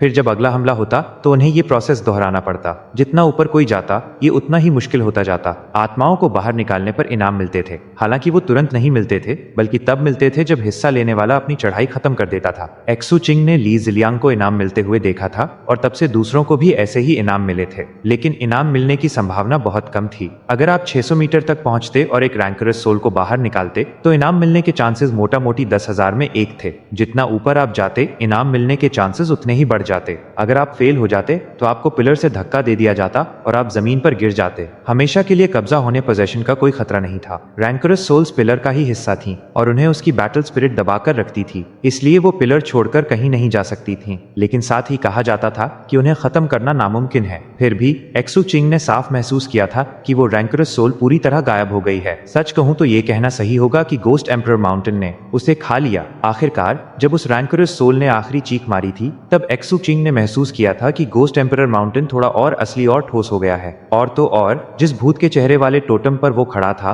वो पहले के मुकाबले थोड़ा घिसा हुआ लग रहा था। ये इतना हल्का था कि कोई देखने वाला शायद नोटिस ना करे, लेकिन क्योंकि एक्सू क्विंग उसे छू रहा था, वो बता सकता था। इस खोज ने उसकी आंखों में चमक ला दी। फिलहाल उसने इंतजार करने का फैसला किया कि कहीं उसने नियम तोड़कर कोई गलती तो नहीं कर दी। थोड़ी ही देर बाद उसे पिलर से निकलने वाली एक हल्की सी डिवाइन विल महसूस हुई। ये भावना रहित, इमोशनलेस और शून्य थी, लेकिन जब ये उससे टकराई तो उसे एहसास हुआ कि उसे एक इनाम दिया जा रहा है। उसे ठीक से नहीं पता था कि इनाम क्या है, पर वो वहां था। इसी दौरान नीचे खड़ी भीड़ ने नोटिस किया कि एक्सू क्विंग रुक गया है। ली जिलियांग के साथ लड़ाई के बाद हर कोई उस पर ध्यान दे रहा था, और अब जब वो पिलर पर चढ़ने की कोशिश कर रहा था तो ये और भी जरूरी हो गया था। चाहे रोग कल्टिवेटर हो या सेक्ट डिसाइपल, हर किसी की नजर उस पर थी। वो रुक गया। अभी तो सिर्फ 600 मीटर पर है। शायद वो रैंकरस सोल्स की आदत डाल रहा है। वैसे वो काफी देर से वहीं खड़ा है। कहीं ऐसा तो नहीं कि उसकी शारीरिक ताकत और जादुई तकनीकें तो कमाल की हैं, पर आत्मा कमजोर है? क्या ये उसकी कमजोरी है? नामुमकिन। मैंने सुना है कि इस एक्सू चिंग का एक बड़ा भाई चेन अर्न्यू है, जो बेहद हैंडसम है और शानदार शख्सियत रखता है। लोग उसे 8 सेक्ट कोएलिशन का सबसे बड़ा दानवीर कहते हैं। वो एक्सू क्विंग से कहीं आगे है। उसकी देखरेख में ये नामुमकिन है कि एक्सू क्विंग की ऐसी कोई कमजोरी हो।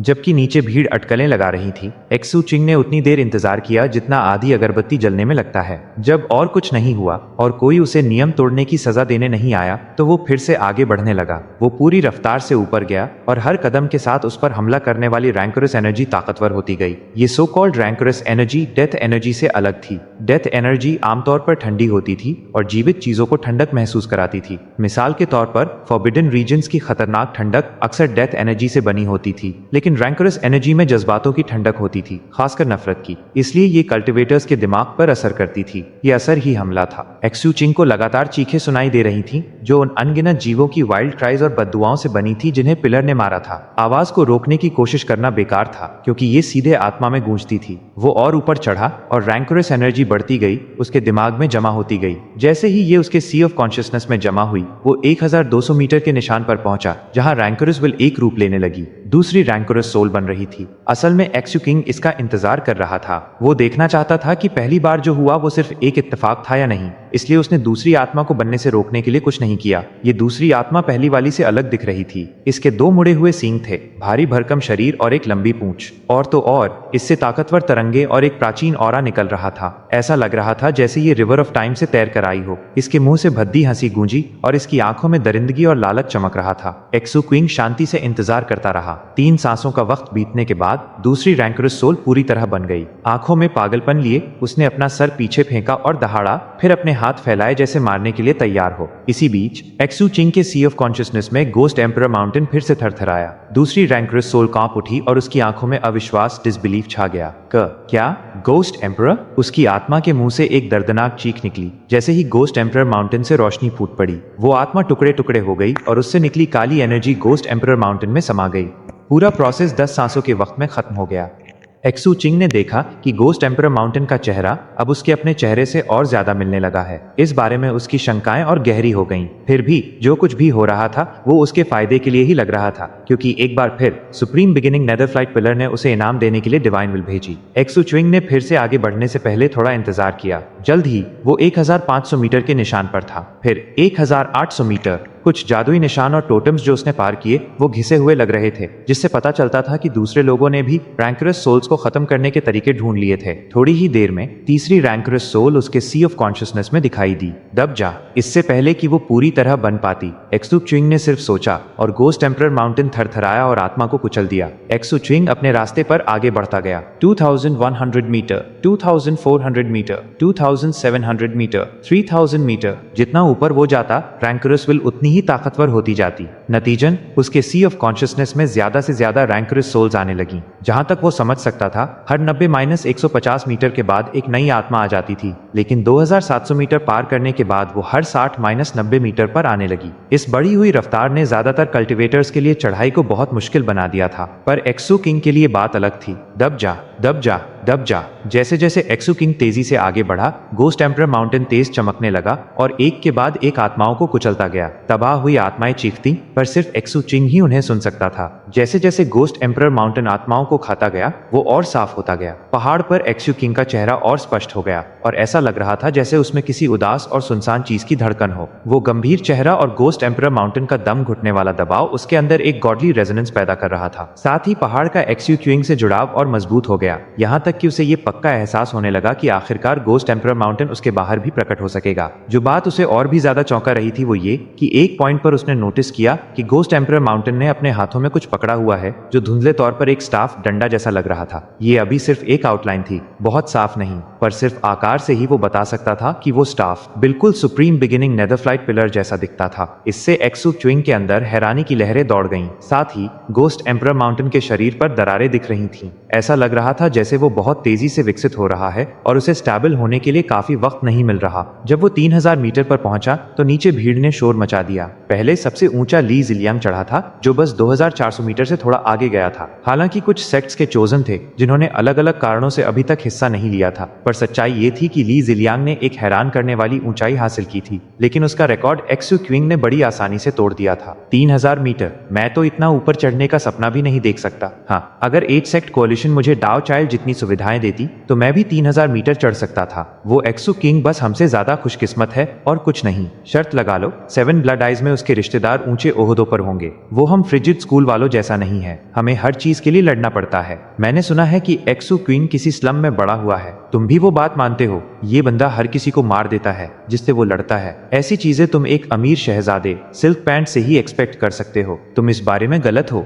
मैंने जो रिपोर्ट्स पढ़ी हैं उनके हिसाब से एक्सू क्वीन कोई बिगड़ैल शहजादा नहीं है। नहीं, वो ऐसा इंसान है जो अपने कर्ज चुकाना जानता है, और तो और वो अपने बड़े भाई चेन अर्न्यू की बेहद इज्जत करता है। मैंने तो ये भी सुना है कि एक बार उसने कहा था वो चेन अर्न्यू के साथ जिएगा और मरेगा। किसे परवाह है? मैं तो बस ये देखना चाहता हूँ कि एक्सू क्वीन कितना ऊंचा चढ़ता है और उसे क्या इनाम मिलता है। जब भीड़ इस बारे में चर्चा कर रही थी, एक्सू king supreme beginning netherflight pillar पर 3000 मीटर ऊपर खड़ा था। उस ऊंचाई पर हवा बहुत तेज थी, लेकिन सच ये था कि वो बादलों से अभी भी बहुत बहुत दूर था और सुप्रीम बिगिनिंग नेदरफ्लाइट पिलर बादलों के पार और ऊंचा जाता था। मुझे लगता है अभी के लिए बस इतना ही। गोस्ट एम्परर माउंटेन के साथ अपने गहरे जुड़ाव की वजह से वो जानता था कि वो उस पॉइंट पर पहुंच गया है जहां उसे और रैंकरस सोल्स नहीं सोखनी चाहिए। उसे पहाड़ पर आई दरारों को भरने का वक्त देना होगा इससे पहले कि वो आगे बढ़े। ये फैसला करके कि यही सबसे सही आइडिया है, वो बस पिलर से उतरने ही वाला था कि अचानक उसकी आंखें सिकुड़ गईं। उसने अभी अभी क्षितिज हॉराइजन पर एक काले बादल को तेजी से आते हुए देखा था और उस बादल के अंदर एक विशाल राक्षस जायंट था। वो 9000 मीटर से भी ऊंचा था, हरा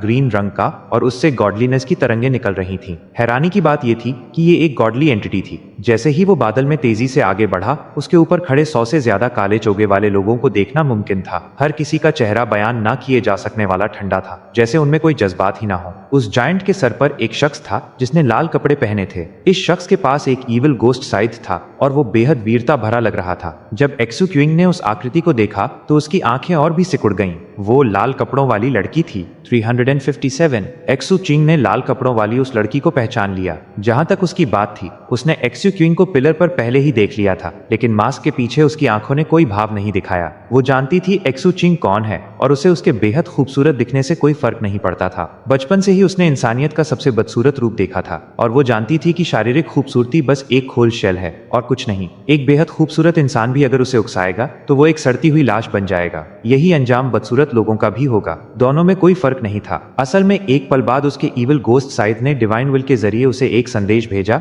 जिससे उसकी आंखें बर्फ जैसी ठंडी हो गईं। गोस्ट हैंड और मैड डॉग यहाँ है। गोस्ट हैंड पिलर पर है और मैड डॉग नीचे भीड़ में है। धीरे से हंसते हुए उसने कुछ देर पिलर पर एक्सू किंग को घूरा, फिर नजरें फेर लीं। यहाँ मारना मना था, इसलिए वो पहले से ही उन्हें चुपके से मारने का प्लान बना रही थी। एक्सू चिंग की आंखें भी उतनी ही ठंडी थीं जब उसने पिलर से अपनी पकड़ छोड़ी और नीचे उतरने लगा। जिस पल उसका पिलर से संपर्क टूटा, ढेर सारी रोशनी की किरणें, लाइट बीम्स फूट पड़ी। वो इतनी सारी थीं कि नीचे भीड़ में लोग तुरंत हैरानी से चिल्लाने लगे, वो सारी लाइट बीम्स देखो, ओह माय गॉड, ये तो बिल्कुल नामुमकिन है। कोई हैरानी नहीं कि ये बंदा चेन अर्न्यू का जूनियर ब्रदर कहलाता दिखाता है। जबरदस्त, शायद हम सबको इसे एक्सू सेन्यू बुलाना शुरू कर देना चाहिए। जब एक्सू चिंग 3000 मीटर तक चढ़ा था और इवेंट में पहले नंबर पर आया था, तब भीड़ ने बातें की थी पर चौंक कर चिल्लाई नहीं थी। लेकिन अब वो अपनी हैरानी नहीं रोक पा रहे थे। आखिरकार supreme beginning nether flight pillar से इतनी सारी लाइट बीम्स निकलते देखना वाकई नामुमकिन जैसा था। दूसरे लोग जो पिलर पर चढ़ते थे वो किस्मत वाले होते अगर उन्हें 3 लाइट बीम्स मिलती, और अगर किस्मत खराब होती तो शायद एक भी न मिलती। आखिरकार इनाम मिलने की एक फिक्स्ड संभावना होती थी। जितना ऊपर आप चढ़ते उतनी ज्यादा रैंकरस सोल्स का सामना करना पड़ता और इनाम मिलने के चांसेस बढ़ जाते। लेकिन फिर भी ये अजीब था कि एक्सयू क्विंग को कुल मिलाकर 16 लाइट बीम्स मिली। उनमें से हर किरण चमकदार और जगमगाती हुई थी और सब देखने वालों का ध्यान खींच रही थी। सब हिल गए थे। दूसरी तरफ एक्सू क्विंग हैरान नहीं था, जैसा कि उसे पहले ही पता चल चुका था। जब तक वो अपने सी ऑफ कॉन्शियसनेस में रैंकरस सोल को सचमुच खत्म करता रहेगा, supreme beginning nether flight pillar divine will के जरिए उसे इनाम देता रहेगा। और उसने कुल मिलाकर 16 रैंकरस सोल्स को कुचला था। इसलिए वो इसके लिए तैयार था और उसने पहले ही प्लान बना लिया था कि कैसे रिएक्ट करना है। आखिरकार ये कहकर समझाना मुश्किल होता कि वो बस किस्मत वाला था। शहर के लोग बेवकूफ नहीं थे और जाहिर है वो अटकलें लगाना शुरू कर देते कि उसने ये कैसे किया। और एक्सयू क्विंग को लगा कि उन अटकलों को सही दिशा देना बेहतर है बजाय इसके कि वे कुछ भी सोचते रहें। इसलिए उसने 70 से ज्यादा बैटल स्पिरिट सिंबल्स बाहर निकाले जो उसके चारों तरफ घूमने लगे, जिनसे एक चौका देने वाली बैटल स्पिरिट निकल रही थी। उन बैटल स्पिरिट सिंबल्स को देखकर भीड़ में तुरंत हंगामा मच गया। भीड़ में एक चेचक के दाग वाला अधेड़ उम्र का आदमी था जिसने एक्सयू क्विंग के सिंबल्स देखकर अचानक अपने इकट्ठा किए 40 सिंबल्स पर थोड़ी निराशा महसूस की। जब भीड़ हैरानी से चिल्ला रही थी और बैटल स्पिरिट सिंबल्स घूम रहे थे, पिलर से निकली 16 लाइट बीम्स एक्सयू चिंग की तरफ लपकी और उसे रंग बिरंगी एनर्जी स्ट्रीम से घेर लिया जो उसकी हथेली पर आ गईं। वो महसूस कर सकता था कि उनमें 3 स्ट्रीम्स सेप्टेनरी गोल्ड मेटल एनर्जी की थीं और बाकी सेकेंडरी स्प्रिंग स्टार्ट एनर्जी और 10 स्टिम रिलाइटिंग एनर्जी जैसी चीजें थीं। दुख की बात यह थी कि कोई टेक्निक लेगेसी नहीं मिली। ये समझ में आता था क्योंकि technique supreme beginning nether flight pillar से मिलने वाला सबसे नायाब इनाम थी। प्राचीन हथियार पर चढ़ने वाले कल्टिवेटर्स की कई जनरेशंस में से सिर्फ 300 के करीब लोगों को ही टेक्निक लेगेसीज मिली थी। वैसे भी ऐसे किस्मत वाले मौके तभी आते थे जब आप 3000 मीटर से ऊपर चढ़ते थे। फिर भी एक्सयू चिंग मिली हुई 16 एनर्जी स्ट्रीम से खुश था, खासकर सेप्टेनरी गोल्ड मेटल एनर्जी से। बाकी स्ट्रीम्स को वो दूसरे लोगों के साथ बेच या बदल सकता था। जब भीड़ हैरानी और जलन से देख रही थी, एक्सयू चिंग जमीन पर उतरा और वहां से चला गया। उसके बैटल स्पिरिट सिंबल्स के इस्तेमाल ने शायद भीड़ के कल्टिवेटर्स को बेवकूफ बना दिया हो,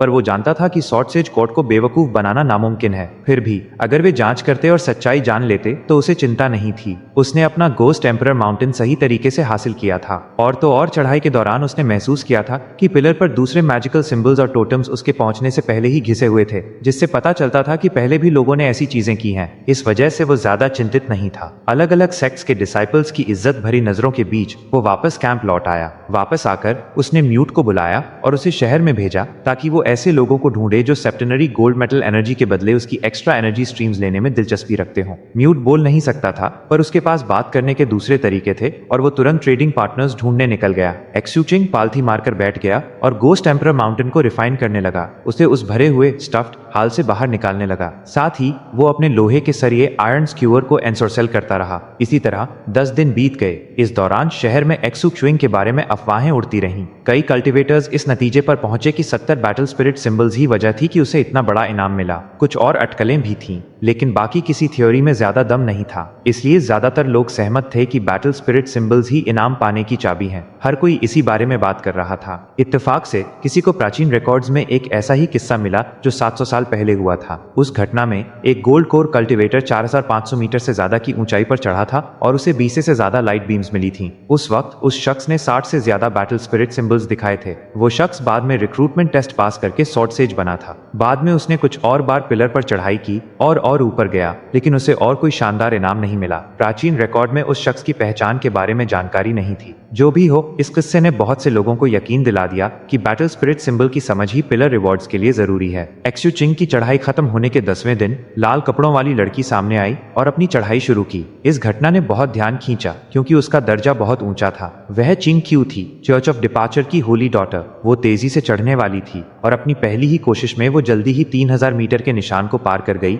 एक्सयू एक्सक्यू क्यूइंग को पीछे छोड़ दिया। इससे ही बड़ा हंगामा मच गया, पर वो अभी रुकने वाली नहीं थी। आखिरकार वो 4500 मीटर तक चढ़ती गई और रैंकिंग्स में पहला स्थान हासिल कर लिया। उसके बाद उसने अपनी पकड़ छोड़ी और नीचे गिर गई, 2 इनाम हासिल करते हुए। क्वीन क्यू और एक्सू क्वीन के पहले और दूसरे स्थान पर आने से दूसरे सेक्ट्स के डिसाइपल्स में जोश भर गया, जो अब तक पिलर पर चढ़ने से बचे हुए थे। आने वाले दिनों में वे डिसाइपल्स जिन्होंने अपनी बैटल प्रावेस छुपा रखी थी, बांस की तरह बसंत की बारिश के बाद बाहर निकल आए। काफी लोग 1800 मीटर तक चढ़े, कुछ 2400 मीटर पार कर गए, यहाँ तक कि 7 या 8 ऐसे भी थे जो 3000 मीटर पार कर गए। उस ग्रुप में से 3 छोटे सेक्ट से थे, लेकिन बाकी बड़े सेक्ट्स जैसे church of departure, 8 sect coalition और सुप्रीम आर्बिटर इमॉर्टल सोसाइटी से थे। चर्च ऑफ डिपार्चर का दावेदार एक नौजवान था। 8 सेक्ट कोएलिशन की दावेदार ने एक्सू किंग को थोड़ा चौंका दिया। वो हाउस ऑफ ग्रू हंटर्स की सीमा आरयू थी, जो अब तक कैंप में एकांतवास सिक्लूजन में थी। आखिरकार अपना चेहरा दिखाने पर वो अपनी पहली ही कोशिश में 3000 मीटर तक चढ़ गई। छोटे सेक्स में से एक दावेदार 16 या 17 साल का नौजवान था।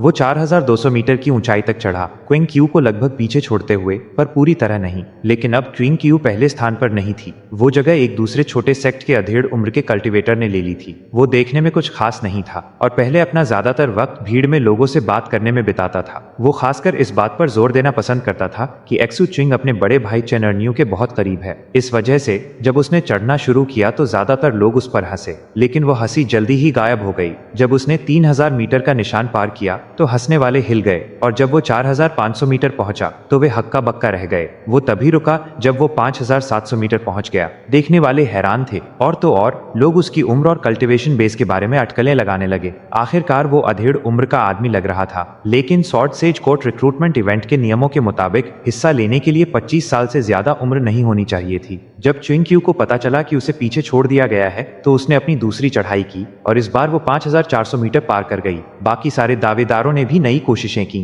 देखते ही देखते इन चोजन की फौज ने पूरे शहर में हलचल मचा दी। उसी समय के आसपास एक्सू चिंग ने अपने सी ऑफ कॉन्शियसनेस में गोस्ट एम्परर माउंटेन को पूरी तरह रिफाइन कर लिया। उसकी सतह पर दरारें गायब हो गई थीं और वो पहले से कहीं ज्यादा असली और ठोस लग रहा था। जहां तक उसके चेहरे के निशान की बात थी, वो लगभग 70% एक्सू चिंग से मिलता जुलता था। उससे एक डाउ रेजोनेंस निकल रही थी जो एक्सू चिंग के सी ऑफ कॉन्शियसनेस को भर रही थी, उसकी आत्मा को पोषण दे रही थी, उसे मजबूत कर रही थी और उसकी आंखों को और चमकदार बना रही थी। लोहे के सरिये आयन स्क्यूअर को एनसोर्सल करने का काम अच्छा चल रहा था। हालांकि म्यूट एक्सू चिंग की सारी एक्स्ट्रा एनर्जी स्ट्रीम्स को नहीं बेच पाया, पर वो 7 सेप्टेनरी गोल्ड मेटल एनर्जी की स्ट्रीम्स हासिल करने में कामयाब रहा। सरिये का सारा नुकसान ठीक हो गया था और वो एक मैजिकल डिवाइस बनने की राह पर तेजी से आगे बढ़ रहा था। ये देखकर एक्सू क्वीन की आंखें चमक उठीं। फिर उसने दोबारा सुप्रीम बिगिनिंग नेदरफ्लाइट पिलर पर चढ़ने की तैयारी की। मुझे इस बार काफी मात्रा में सेप्टेनरी गोल्ड मेटल एनर्जी चाहिए। इन्हीं ख्यालों के साथ वो पिलर की तरफ बढ़ा। लोगों ने उसे तुरंत नोटिस कर लिया। आखिरकार हर कोई एक्सू क्वीन की अगली चढ़ाई का इंतजार कर रहा था। वे देखना चाहते थे कि क्या वो वापस पहला स्थान हासिल कर पाएगा। सिर्फ आम डिसाइपल्स ही नहीं देख रहे थे, दूसरे चोजन जो स्टैंडिंग्स में जगह बना चुके थे वे भी बड़े ध्यान से देख रहे थे। जब एक्सू किंग पहुंचा और पिलर पर कूदा तो कई दूसरे चोजन ने भी हरकत की। किंग क्यू सबसे पहले थी। वो एक्सू किंग से लड़ने के इरादे से पिलर की तरफ लपकी, बस तरीका पहले से अलग था। दूसरे चोजन भी ऐसा ही महसूस कर रहे थे। असल में हर कोई जो पहले 3000 मीटर का निशान पार कर चुका था उसने फिर से चढ़ना शुरू कर दिया। उनमें से एक वो अधेड़ उम्र का कल्टीवेटर भी था जिसने अपनी चढ़ाई शुरू करने से पहले कुछ बार पलकें झपकाईं। इस मंजर ने शहर के लगभग सारे कल्टीवेटर्स, यहाँ तक कि सेक्ट्स के पेट्रियार्क्स का भी ध्यान खींच लिया। और तो और सॉर्ड सेज कोर्ट भी अब ध्यान दे रहा था। सारे चोजन मैदान में उतर आए थे। 358 नीचे भीड़ से लेकर पेट्रियार्क्स और सॉर्ड सेज कोर्ट के एल्डर्स तक हर कोई इस मुकाबले को देख रहा था। सॉर्ड सेज एल्डर्स खास तौर पर ध्यान दे रहे थे, ऊपर से नीचे देखते हुए। उन्हें ये जानने में बहुत दिलचस्पी थी कि कौन पहले नंबर पर आएगा। अगले फेज में जाने के लिए फर्स्ट आना जरूरी नहीं था और रैंकिंग्स का बैटल प्रावेस से सीधा कनेक्शन भी नहीं था। लेकिन सुप्रीम बिगिनिंग नेदरफ्लाइट पिलर पर कैंडिडेट्स की परफॉर्मेंस से यह अंदाजा लगाया जा सकता था कि वो आगे कैसा परफॉर्म करेंगे। इसके अलावा इससे पता चलता था कि किसका सोल स्टेबल है और किसका दिमाग मजबूत। जो भी पिलर पर अच्छा परफॉर्म करता उस पर रिक्रूटमेंट इवेंट के बाद भी सॉर्ड सेजेस की नजर रहती। यहाँ तक कि अगर कोई बहुत अच्छा करता पर सेकंड फेज में फेल हो जाता तब भी उसके पास सॉर्ड सेज कोर्ट के साथ दूसरे तरीकों से काम करने के मौके हो सकते थे। ये बात स्पेक्टेटर्स और पार्टिसिपेंट्स सबको पता थी। इंसानी सेक्ट्स के सारे डिसाइपल्स के लिए सुप्रीम बिगिनिंग नेदरफ्लाइट पिलर पर चढ़ना अपनी काबिलियत दिखाने का एक बहुत बड़ा मौका था। असल में वहां मौजूद लगभग सभी डिसाइपल्स पिलर पर चढ़ने की कोशिश करने वाले थे और अपना रिजल्ट सबमिट करने वाले थे। ज्यादा लोग 3000 मीटर से ऊपर नहीं नहीं चढ़ पाते थे।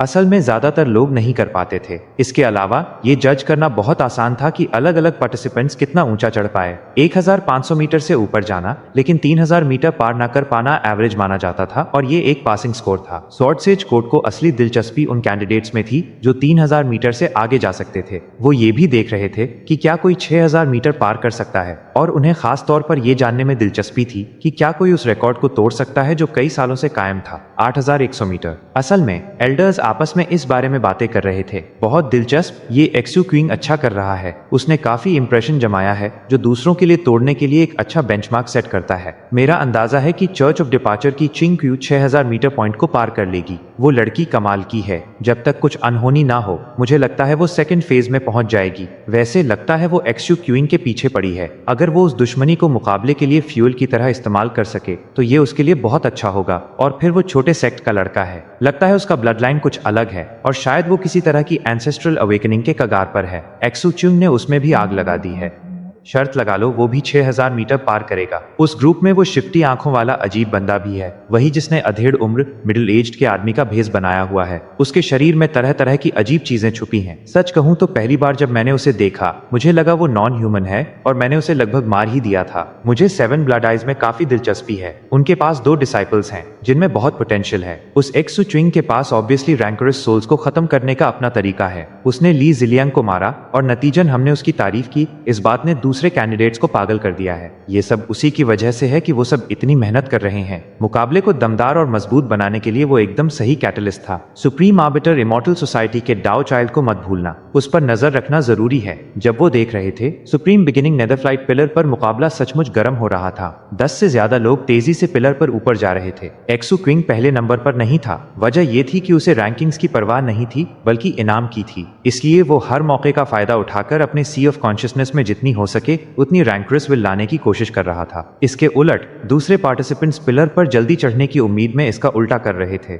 नतीजन एक्सू किंग रैंकिंग्स में पीछे और पीछे होता जा रहा था। उसे पीछे छोड़ने वाली पहली शख्स क्विंग क्यू थी। मास्क के पीछे उसकी आंखें ठंडी थीं। वो तेजी से आगे बढ़ी, हर हरकत के साथ 30 मीटर की छलांग लगाते हुए। ऐसा लग रहा था जैसे उसे रैंकरस विल के हमलों की कोई परवाह ही नहीं थी। अगला वो छोटे सेक्ट का नौजवान था। वो ज्यादा लंबा नहीं था और काफी दुबला पतला था, बिखरे बालों और चमकदार आंखों वाला। उस नौजवान के बारे में सबसे ज्यादा ध्यान खींचने वाली बात यह थी कि उसकी नाक में एक बड़ा सा छल्ला नोज रिंग था। उस नोज रिंग से एक लाल चमक निकल रही थी जो अजीब और जादुई लग रही थी। जैसे ही वो नौजवान पिलर पर उड़ता हुआ एक्सू क्विंग से आगे निकला, एक और लड़की भी तेजी से ऊपर चढ़ रही थी। वो सुप्रीम आर्बिटर इमॉर्टल सोसाइटी से थी, ठंडी आंखों और सफेद दाओइस्ट रोब वाली। ऊपर चढ़ते हुए वो किसी सारस क्रेन जैसे खूबसूरत और पवित्र लग रही थी। वो भी एक्सू क्विंग से आगे निकल गई। उसने सुप्रीम आर्बिटर इमॉर्टल सोसाइटी में अपना नाम बनाने के लिए कभी कुछ खास नहीं किया था, इसलिए बहुत कम लोगों ने उसका नाम सुना था। लेकिन अब वो यहाँ थी, सुप्रीम आर्बिटर इमॉर्टल सोसाइटी में उनके डाउ चाइल्ड के अलावा किसी भी और से ऊंचा चढ़ रही थी। उसके अलावा सुप्रीम आर्बिटर इमॉर्टल सोसाइटी का कोई भी शख्स 3000 मीटर से ऊंचा नहीं चढ़ पाया था। ज्यादा से ज्यादा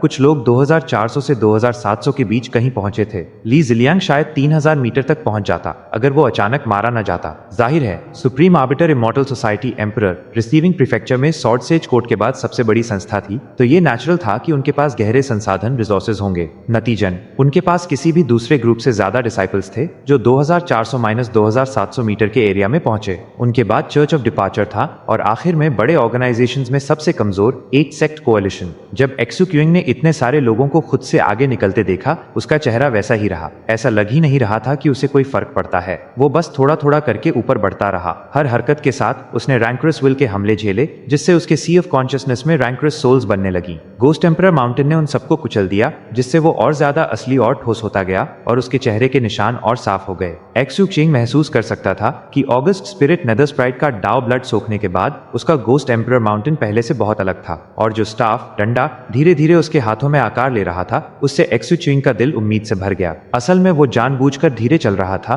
ताकि और रैंकरस विल हासिल कर सके। वो इतना वक्त ले रहा था कि जल्द ही सीमा आरयू उसके पीछे आ गई। उसकी तरफ देखे बिना ही वो उससे आगे निकल गई। कुछ और कल्टिवेटर्स थे छोटे सेक्ट से जो पहले 3000 मीटर पार कर चुके थे, उन्होंने भी वही किया। वहां वो चेचक के दाग वाला अधेड़ उम्र का आदमी भी था। जैसा कि कहा जाता है, जिसने अब तक कोई धमाका नहीं किया, अक्सर वही सबसे बड़ा धमाका करता है। एक्सू क्विंग के पास से तेजी से गुजरते हुए उसने अपनी आंख के कोने से देखा और खुद से बहुत खुश नजर आया। क्योंकि हाल ही में वो फर्स्ट आया था। भीड़ उस पर उतना ही ध्यान दे रही थी जितना एक्सू क्विंग पर। एक्सू चिंग ने अपने पास से गुजरते हुए आदमी को देखा, फिर अपनी शैडो को एक डिवाइन विल मैसेज भेजा। शैडो से हाँ में जवाब मिलने के बाद उसने उस अधेड़ उम्र के आदमी को गौर से देखा। इतने सारे लोगों का एक्सू क्विंग से आगे निकलना भीड़ में काफी चर्चा का विषय बन गया, लेकिन एक्सू क्विंग का चेहरा वैसा ही रहा और वो धीरे धीरे और लगातार चढ़ता रहा। जब वो 3000 मीटर के निशान पर पहुंचा, वो पहले ही 19 रैंकरस सोल्स को खत्म कर चुका था। वो हालात से बहुत खुश था। इस बार मुझे पिछली बार से ज्यादा मिला। हालांकि एक्सू किंग खुश था, पर स्वॉर्डसेज कोर्ट के एल्डर्स ज्यादा खुश नहीं थे। शू चिंग जानबूझकर धीरे चल रहा है। उसे बिल्कुल परवाह नहीं है कि इतने सारे लोग उससे आगे निकल गए हैं। मुकाबला ऐसे नहीं होना चाहिए। सही बात है, उसकी शोहरत को देखते हुए अगर वो इवेंट को सीरियसली नहीं लेता तो ये दूसरे पार्टिसिपेंट्स के बीच मुकाबले की भावना को नुकसान पहुंचा सकता है। वो बहुत धीरे चढ़ रहा है। इन लोगों का असली पोटेंशियल देखने का एक ही तरीका है कि इनके बीच जबरदस्त मुकाबला हो। मुझे लगता है हमें उसे इनाम देना बंद कर देना चाहिए। सालों पहले 8100 मीटर का रिकॉर्ड ऐसे ही बना था ना। बस अफसोस की बात है कि कोई कभी 9000 मीटर तक नहीं पहुंचा। फॉरबिडन बाय द इमॉर्टल जल्द ही खुलने वाला है, जिसका मतलब है हमें मजबूत इच्छा शक्ति और टिकाऊ आत्मा वाले और लोगों की जरूरत है। इसको देखते हुए मुझे नहीं लगता हमें हर एक नियम का पालन करने की जरूरत है। जब तक इनाम सही है तब तक सब ठीक है। वैसे भी मैं ये देखने के लिए बहुत उत्सुक हूँ कि क्या इस बार कोई 9000 मीटर तक पहुंचेगा। 9000 मीटर, अगर मुझे याद है तो वो मैजिकल सिंबल उस अकेले गॉड डोमेन कल्टिवेटर का मैनिफेस्टेशन है जिसे गोस्ट एम्परर ने कभी मारा था।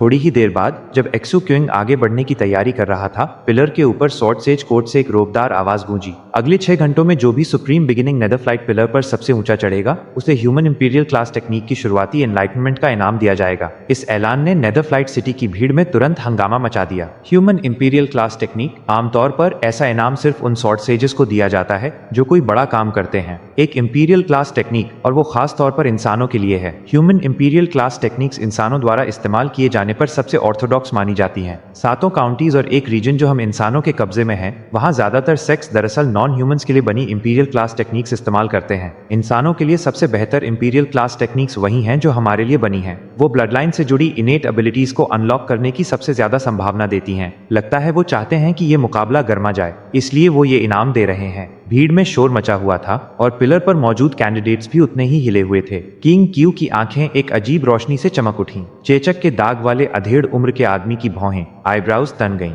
छोटे सेक्ट का नौजवान जोर जोर से सांस लेने लगा और बाकी सबका भी ऐसा ही रिएक्शन था। सिर्फ वही नहीं थे जो हिले हुए थे। डाओ चाइल्ड जंग सियून, जो इस वक्त मेडिटेशन में बैठा था, अचानक अपनी फीनिक्स जैसी आंखें खोली और पिलर की तरफ देखा। एक्सू किंग ने भी ऊपर देखा, यहाँ तक कि वो भी इंपीरियल क्लास टेक्निक के ख्याल से हिल गया था। एक्सू किंग ने हालात के बारे में सोचा। 6 घंटे का टाइम लिमिट है, मतलब मैं धीरे और आराम से नहीं चल सकता, और ना ही मैं रैंकोरस सोल्स को खत्म करने में वक्त लगा सकता हूँ। लगता है अब मुझे सचमुच फर्स्ट आने के लिए लड़ना होगा। फैसला करने के बाद बिना जरा सी भी हिचकिचाहट के वो तेजी से आगे बढ़ा। पूरी रफ्तार से वो पिलर पर चढ़ने लगा। वो अकेला नहीं था, बाकी सारे पार्टिसिपेंट्स भी अंधाधुंध रफ्तार से ऊपर बढ़ने लगे। पलक झपकते ही सुप्रीम बिगिनिंग नेदरफ्लाइट पिलर पर मुकाबला अपने उफान पर पहुंच गया। इस वक्त 7 लोग एक्सू क्विंग से ऊपर थे। लाल कपड़ों वाली क्वीन क्यू पहले नंबर पर थी, छोटे सेक्ट का नौजवान दूसरे पर था, और चेचक के दाग वाला अधेड़ उम्र का आदमी तीसरे नंबर पर छुपा रुस्तम डार्क हॉर्स बना हुआ था। सुप्रीम आर्बिटर इमॉर्टल सोसाइटी की ठंडे मिजाज वाली लड़की चौथे नंबर पर थी। 5वें पर सीमा आरयू थी। छठा स्थान चर्च ऑफ डिपार्चर के एक नौजवान के पास था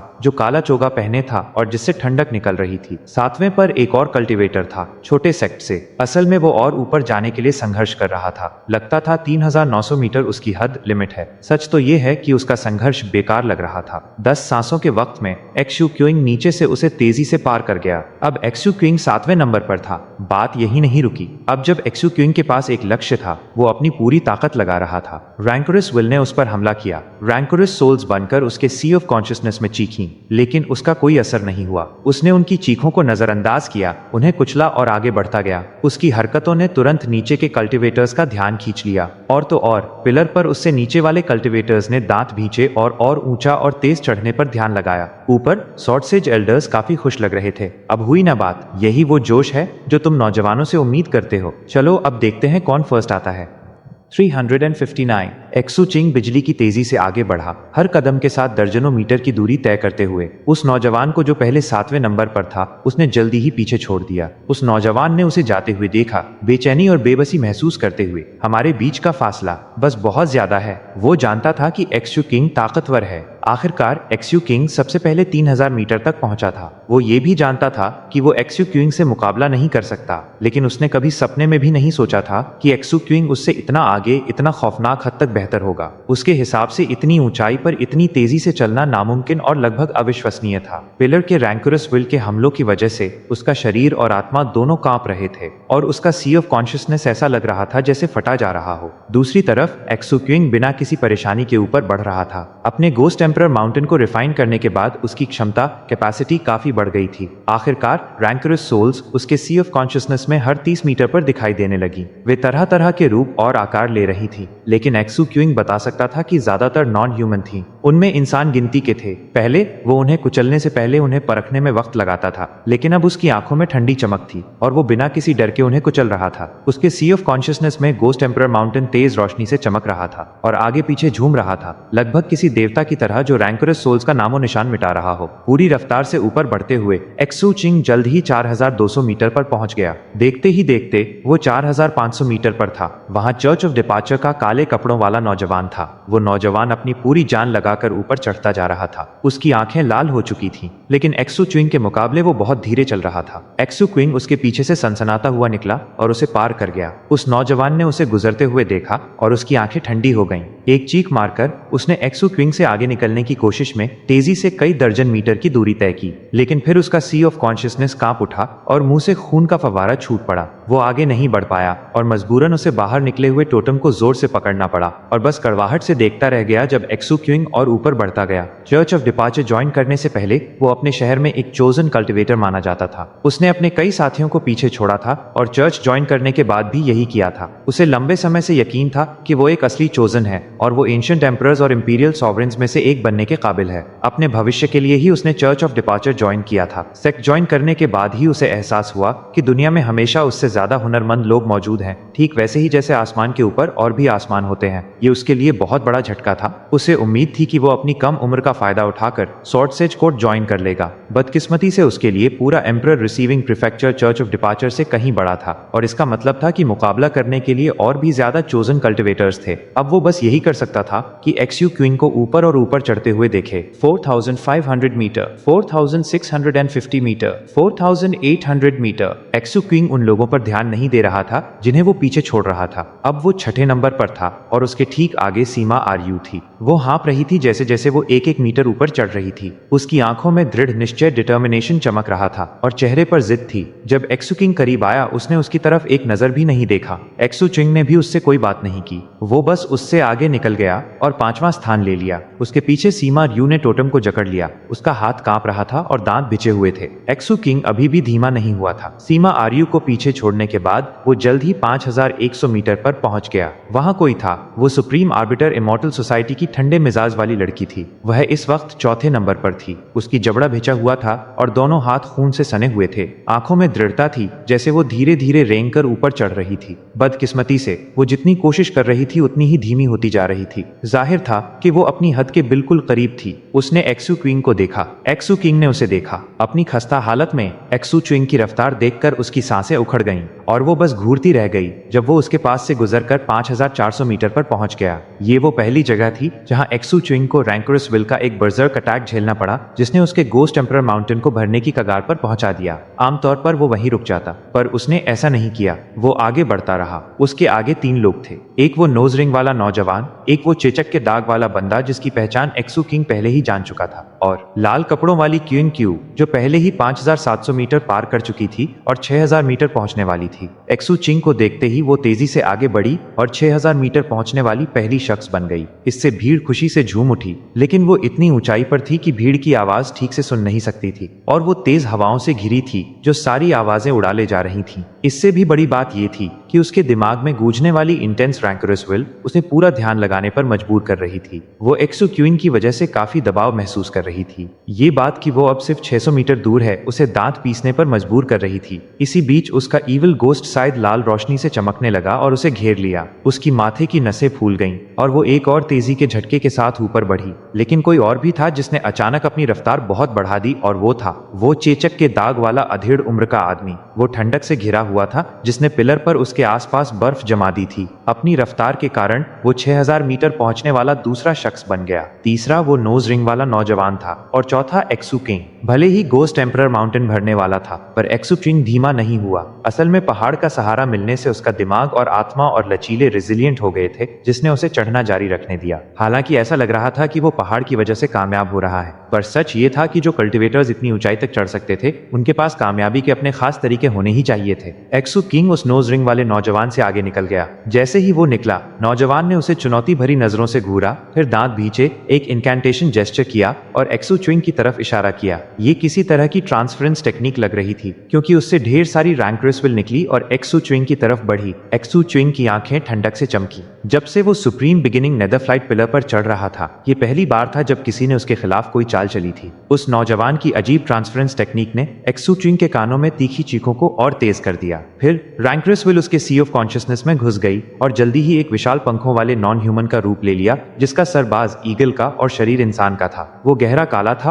और उससे खौफनाक तरंगे निकल रही थी। जैसे ही उसने एक्सू किंग के सी ऑफ कॉन्शियसनेस में एक तबाह करने वाली चीख मारी। क्योंकि गोस्ट एम्परर माउंटेन पूरी तरह भरा हुआ था, वो तेज रोशनी नहीं निकाल सका। शू चिंग का सी ऑफ कॉन्शियसनेस थरथराने लगा, लेकिन ये सिर्फ एक पल के लिए रहा जब तक कि उसने ठंडी सांस नहीं ली और अपने तीसरे हेवनली पैलेस में मौजूद पॉइजन कोर का इस्तेमाल किया। चीखती हुई रैंकरस स्पिरिट अचानक चौंकी और फिर बड़बड़ाई, गॉड डोमेन। इससे पहले कि एक्सू चिंग उस आत्मा को कुचल पाता, वो बिखर गई और उसके अंदर से बाहर निकल गई। जाहिर है वो भाग रही थी क्योंकि वो सीधे वापस उस नोज रिंग वाले नौजवान की तरफ दौड़ी। जैसे ही वो नौजवान के अंदर घुसी, वो कांप उठा। पलक झपकते ही उसका सी ऑफ कॉन्शियसनेस उथल पुथल हो गया। मुंह से खून निकला और इससे पहले कि वो पलक भी झपक पाता, उसे पिलर से धक्का दे दिया गया। वो जख्मी था पर मरेगा नहीं, लेकिन उसे एहसास हुआ कि उसने कुछ बहुत गलत कर दिया है। इसलिए उसने एक्सू चिंग की तरफ देखने की हिम्मत नहीं की और बस चेहरा पीला पड़ने के साथ वहां से उड़ गया। एक्सू चिंग ने ठंडी नजरों से उसे देखा और फिर अपनी चढ़ाई जारी रखी। पहला स्थान लेना ज्यादा जरूरी था। वो उस नौजवान से बाद में निपट सकता था। तेजी से बढ़ते हुए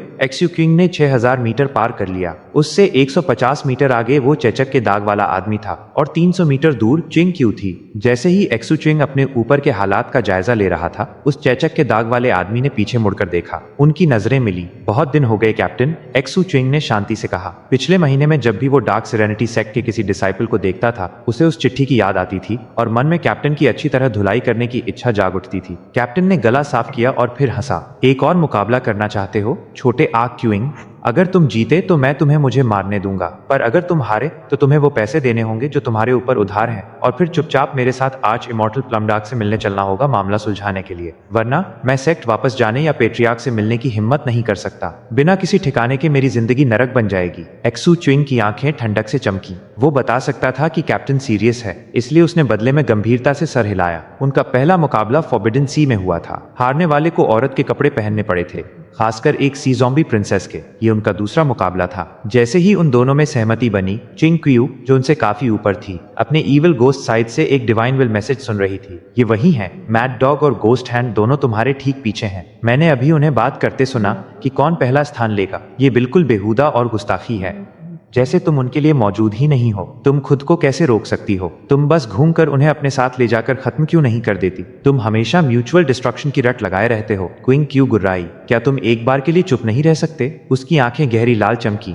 और लाल रोशनी ने उसे घेर लिया जैसे ही उसने रफ्तार बढ़ाई और जल्दी ही 6600 मीटर के पॉइंट पर पहुंच गई। लेकिन तभी कैप्टन ने हरकत की। उससे नीली रोशनी फूट पड़ी जिसने आसमान और आसपास सब कुछ रोशन कर दिया। और तो और उसकी खाल के नीचे की नसें देखना मुश्किल से मुमकिन था। असल में अगर आप उसकी खाल के पार देख पाते और सीधे उसके खून को देखते तो आप पाते कि वो लाल नहीं बल्कि नीला था। उसकी पुतलियों प्यूपिल्स में चेहरे थे और उन चेहरों की आंखों की पुतलियों में और चेहरे थे।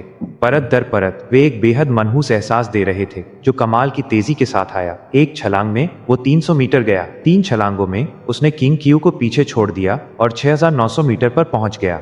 ऊपर स्वॉर्डसेज एल्डर्स कैप्टन को देखकर हैरान लग रहे थे। एक फॉरबिडन नाइट में मैजिक स्पिरिट सीलिंग का डाव किसी सर्वशक्तिमान ऑलमाइटी हस्ती ने उस लड़के के अंदर किसी अनजान चीज को सील किया है। वो जो भी ऑलमाइटी था वो बहुत ताकतवर था और वो डाओइस्ट मैजिक छुपा हुआ था जिससे ये देखना नामुमकिन है कि अंदर क्या सील है। 360। जब कैप्टन अचानक तेजी से आगे बढ़ा तो क्वीन क्यू के चेहरे पर चुनौती के भाव आ गए। उसको घेरे हुए लाल चमक और तेज हो गई, चारों दिशाओं में फैल गई जैसे खून का एक समुंदर हो। उस खून के समुंदर का सहारा लेकर वो भी बहुत तेजी से आगे बढ़ने लगी, 6600 मीटर के निशान को पार करते हुए। हालांकि वो अभी भी कैप्टन से काफी दूर थी और जाहिर था कि इतनी आसानी से पकड़ नहीं पाएगी। जब उसकी आंखें लाल चमक रही थीं, अचानक उसे अपने पीछे से एक हैरान करने वाला ऑरा आता हुआ महसूस हुआ। पीछे मुड़कर देखने पर उसकी आंखें ऐसे जलने लगीं जैसे वो सीधा सूरज को देख रही हो। वो और कोई नहीं बल्कि एक्सू किंग था। उसके पीछे गोल्डन क्रो पूरी तरह प्रकट हो चुका था। उसका पूरा 300 मीटर का आकार साफ दिख रहा था। वो न सिर्फ एक शाही ताकत बिखेर रहा था बल्कि चमकदार रोशनी से जगमगा रहा था। उसकी 19 रंग बिरंगी पूंछों ने आग का एक समुंदर बना दिया था जो पिलर के चारों तरफ फैल गया था। उस आग के बीच एक्सू क्वीन तेजी से आगे बढ़ रहा था। एक ही हरकत में वो 6300 मीटर के निशान पर पहुंच गया। जहां तक उसके सी ऑफ कॉन्शियसनेस में बनने वाली रैंकरस सोल्स की बात थी, वो उन्हें पूरी तरह नजरअंदाज कर रहा था। फिर उसने अपना दायां हाथ आगे बढ़ाया और उसके सर के ऊपर 2 छतरियां अम्ब्रेलाज आ गईं।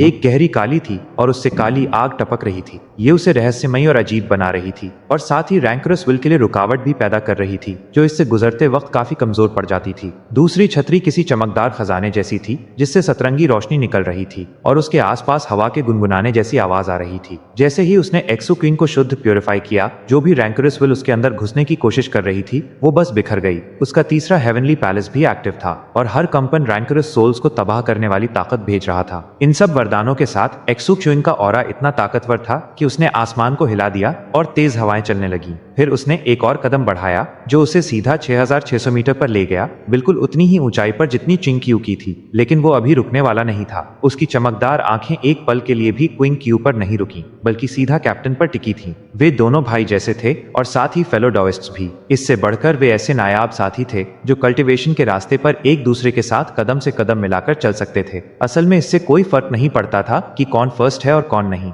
जरूरी ये था कि दोनों के अपने लक्ष्य थे और वे उन्हें पाने के लिए कड़ी मेहनत कर रहे थे। दोनों अपना रास्ता और अपने सपने पूरे कर रहे थे।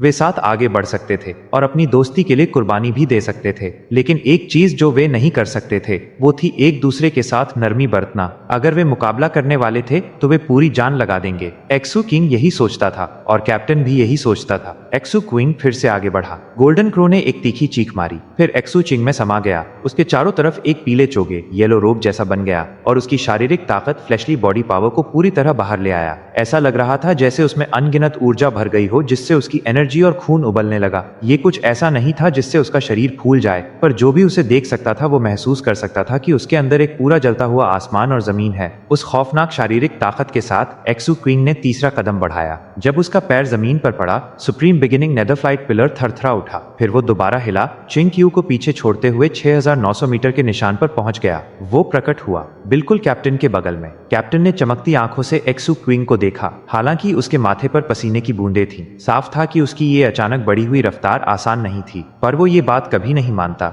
बदले में वो खुल के हंसा। बढ़िया काम छोटे जूनियर ब्रदर, अफसोस की बात है मैं तो बस वार्म अप कर रहा हूँ। इसके साथ ही कैप्टन आगे बढ़कर 6990 मार्क पर पहुंच गया। एक्सू क्वीन से आगे निकल गया। एक्सू चिंग ने भी छलांग लगाई, कैप्टन को पीछे छोड़ते हुए 7110 मीटर पर पहुंच गया। हालांकि वो पसीने से तर नहीं था, पर थोड़ा हाँप रहा था। अपनी भौहें आईब्राउज उठाते हुए उसने धीरे से कहा, मैं भी एल्डेस्ट ब्रदर। अचानक पीछे से एक चीख उनके कानों में पड़ी और उन्होंने एक तेज लाल चमक देखी जो 300 मीटर से ज्यादा फैली हुई थी। उस लाल चमक के अंदर से चिंग क्यू की अजीब सी हंसी गूंजी, साथ ही एक बेहद खतरनाक ऑरा भी। है तुम दोनों बड़े मजेदार हो। अचानक उसने अपनी रफ्तार बहुत बढ़ा दी, सीधा एक्सू किंग और कैप्टन की तरफ बढ़ते हुए। एक्सू किंग ने पीछे मुड़कर देखने की जहमत नहीं की, वो बस आगे बढ़ता रहा। कैप्टन ने भी वही किया। तीनों हैरानी भरी रफ्तार से पिलर पर ऊपर बढ़ने लगे। 7200 मीटर, 7500 मीटर, 7800 मीटर। इस पॉइंट पर चिंग क्यू की कल्टीवेशन बेस की हदें साफ दिखने लगी। वो अपनी विस्फोटक रफ्तार के अंत तक पहुंच चुकी थी और धीमी होने लगी।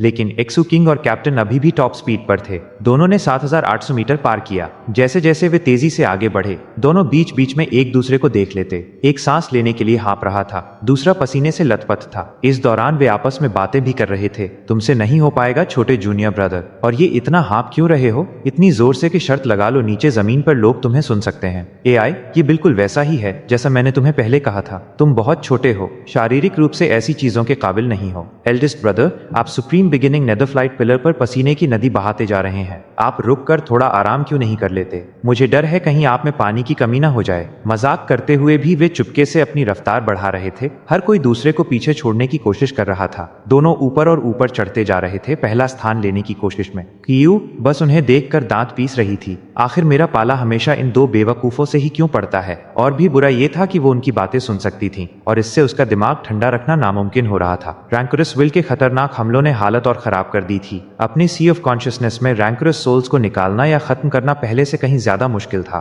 उसके पास बात करने के बारे में सोचने की ताकत नहीं बची थी। फिर भी एक्सू क्विंग और कैप्टन के पास ताने मारने की एनर्जी थी। इन दोनों का दिमाग खराब है, वो गुर्राई। इसी बीच evil ghost side divine will के जरिए उसे अपने विचार भेज रहा था। कर दिखाओ, सब कुछ दांव पर लगा दो। चलो इनके साथ म्यूचुअल डिस्ट्रक्शन करके किस्सा खत्म करते हैं। उधर एक्सू च्विंग और कैप्टन ने 8,100 मीटर पार किया और 8,400 मीटर तक पहुंच गए। उस ऊंचाई से नीचे सब कुछ छोटा खिलौना जैसा लग रहा था। भीड़ में लोग इतने छोटे थे कि ठीक से दिख नहीं रहे थे। असल में पूरा नेदरफ्लाइट सिटी एक हाथ से ढका जा सकता था। उनके आसपास धुंध और तेज हवाएं घूम रही थीं। फिर भी वे पिलर की चोटी से अभी भी बहुत दूर थे। रैंकुरस विल के हमले बेहद ताकतवर थे और वे सिर्फ सी ऑफ कॉन्शियसनेस तक सीमित नहीं थे, बल्कि पूरे शरीर पर असर कर रहे थे। उनके मांस और खून का एक एक इंच रैंकुरस विल से भर गया था। एक्सू चिंग अपने तीसरे हेवनली पैलेस की मदद के बावजूद रैंकुरस विल को निकालने में मुश्किल महसूस कर रहा था। यहाँ तक कि उसकी लाइफ लैम्प्स भी अस्थिर, अनस्टेबल हो गई थीं। ऐसा नहीं था कि वे ताकतवर नहीं थी, बल्कि बात यह थी कि उसकी कल्टीवेशन बेस सीमित थी। यही हाल गोल्डन क्रो असिमिलेट्स मिरियाड स्पिरिट्स का था, जो बहुत थका हुआ लग रहा था। आखिरकार ये ऊंचाई स्वॉर्ड सेज कोर्ट के रिक्रूटमेंट इवेंट्स के सारे पुराने रिकॉर्ड से ज्यादा थी। प्राचीन काल से लेकर अब तक भले ही लोग इतना ऊंचा चढ़े हों, पर उनकी कल्टीवेशन बेस बहुत ज्यादा होती थी, जिसका मतलब था कि वे रिक्रूट्स बनने के काबिल नहीं थे। एक्सू किंग और कैप्टन अब पहले जितना मजाक नहीं कर रहे थे, पर अभी भी कर रहे थे। तुमसे नहीं हो पाएगा छोटे आक्विंग, कैप्टन ने कहा। उससे पसीना टपक रहा था। अब वो भी हाँफने लगा था, लेकिन वो एक्सू क्विंग से 15 मीटर ऊपर था। मेरे पास अभी भी जहर है जो मैं यूज कर सकता हूँ कैप्टन, एक्सू चिंग ने कहा। उसने दोनों पैरों से धक्का दिया, कैप्टन के पास से उड़ता हुआ निकला और एक टोटम का किनारा पकड़ लिया। खुद को ऊपर खींचकर वो कैप्टन और उसके बीच की 15 मीटर की दूरी से आगे निकल गया। जहर का जिक्र सुनकर कैप्टन के चेहरे का रंग बदल गया। फिर उसने एक्सू क्विंग को आगे निकलते देखा और उसकी आंखों में पागलपन वाली चमक आ गई। मेरे पास भी अभी तुरुप के इक्के बचे हैं। अचानक वो झुका और एक मैजिकल सिंबल को काट लिया। कर्रर की आवाज आई। भले ही वो सिंबल का टुकड़ा नहीं तोड़ पाया, पर उसने उस पर अपने दांतों के निशान जरूर छोड़ दिए। और तो और ध्यान से देखने पर पता चलता कि उस खास सिंबल में अब बहुत ज्यादा रैंकुरस विल थी। हैरानी की बात यह थी कि कैप्टन उसे काट नहीं रहा था, बल्कि उल्टी करके रैंकुरस विल उसमें डाल रहा था। उसके अंदर जितनी भी रैंकुरस एनर्जी जमा हुई थी, वो सब उसने उस मैजिकल सिंबल में भेज दी थी। अचानक बहुत हल्का महसूस करते हुए उसने हैरानी भरी रफ्तार से आगे बढ़ना शुरू किया। सीधा 8,400 मीटर पार करके 8,700 तक पहुंच गया और फिर वो 9,000 मीटर की तरफ बढ़ा। एक्सू किंग की आंखें सिकुड़ गईं। जहां तक चिंग कियू की बात थी, वो इससे ज्यादा हैरान नहीं हो सकती थी। साथ ही उसका इविल गोस्ट साइड चिल्लाया। यही तो मैड डॉग की खासियत है। जब एक्सू किंग ने कैप्टन को 9,000 मीटर पहुंचते देखा, तो उसकी आंखों में भी पागलपन दिखा। अचानक उसके तीसरे हेवनली पैलेस का पॉइजन कोर अनगिनत जहर उगलने लगा, जो फैलकर उसे घेरने लगा। इसमें से कुछ भी बाहर नहीं निकला। हर कतरा उसके मांस और खून में समा गया। उसका टैबू पॉइजन कोर सभी जीवित चीजों को जहर दे सकता था और रैंकुरस एनर्जी एक जीवित चीज मानी जाती थी। ये वो बात थी जो एक्सू चिंग ने फॉरबिडन बाय द फिनिक्स में उस जायंट मंक के सर से निपटने के दौरान खुद सीखी थी। जैसे ही जहर उसके अंदर फैला, उसके मांस, खून और सी ऑफ कॉन्शियसनेस में बची कुची रैंकुरस विल सबने दुख भरी चीखें मारी और खत्म हो गईं। कैप्टन ने उल्टी का इस्तेमाल किया। एक्सू किंग ने खात्मे, एक्सटर्मिनेशन का। तरीके अलग थे, पर नतीजा दोनों का शानदार था। एक्सू किंग ने रफ्तार बढ़ाई, जल्दी ही 8,700 मीटर पहुंच गया और फिर जैसे ही कैप्टन 9,000 मीटर पर पहुंचा, एक्सू चिंग ने उसे पकड़ लिया। उस जगह पर एक खास तरह का टोटम बना हुआ था। ये एक इंसान जैसी आकृति थी जो अपना चेहरा छुपाए हुए चांद मून पर बैठी थी। जिस पल वे दोनों वहां पहुंचे, टोटम चमका और उसने रैंकुरस विल की 2 लहरें भेजी जिनमें गॉडलीनेस की धड़कन थी। वे लहरें सीधा एक्सू किंग और कैप्टन की तरफ गईं और उनके अंदर घुस गईं। एक्सो क्वीन के शरीर में एक कंपन दौड़ गया। यही कैप्टन के साथ भी हुआ। वे वहीं 9000 मीटर पर रुक गए और उनके सी ऑफ कॉन्शियसनेस में एक आकृति दिखाई दी। ऊपर स्वॉर्ड्स एज कोर्ट में एल्डर्स की आंखें जोर से चमक उठीं। आखिरकार कुछ कैंडिडेट्स 9000 मीटर तक पहुंच ही गए। हमारे एनालिसिस के हिसाब से वहां जो मैजिकल सिंबल है वो रिवियर्ड एंशिएंट मेनलैंड पर कभी मौजूद 37 चांदों में से बचे हुए गिने चुने चांदों में से एक को दर्शाता है। दोस्तों 9000 मीटर की ऊंचाई पर पहुंचकर शूचिंग और कैप्टन ने यह तो साबित कर दिया है कि वो इस जनरेशन के सबसे खतरनाक कल्टीवेटर्स हैं। लेकिन असली सवाल यह है कि क्या ये मून टोटम उन्हें वो ह्यूमन इंपीरियल क्लास टेक्निक दिला पाएगा या ये किसी बड़े खतरे का संकेत है। चर्च ऑफ डिपार्चर की किंग च्यू भी अभी हारा नहीं मानी है और पीछे से ज़ैंग सियून जैसा डाउ चाइल्ड भी अपनी बारी का इंतजार कर रहा है। अगले चैप्टर्स में मुकाबला और भी भयानक होने वाला है क्योंकि स्वर्ड सेज कोर्ट का रिक्रूटमेंट सिर्फ शुरुआत है। अगर आपको शूचिंग की ये रूथलेस फाइटिंग और कैप्टन की ये क्रेजी ईटिंग हैबिट्स पसंद आ रही हैं तो इस वीडियो को लाइक जरूर करना। अगली वीडियो में हम देखेंगे कि 9000 मीटर के ऊपर क्या राज छुपा है। तब तक के लिए नोटिफिकेशन बेल ऑन रखिए ताकि आप कोई भी अपडेट मिस ना करें। मिलते हैं अगले एपिसोड में। Stay tuned and keep cultivating.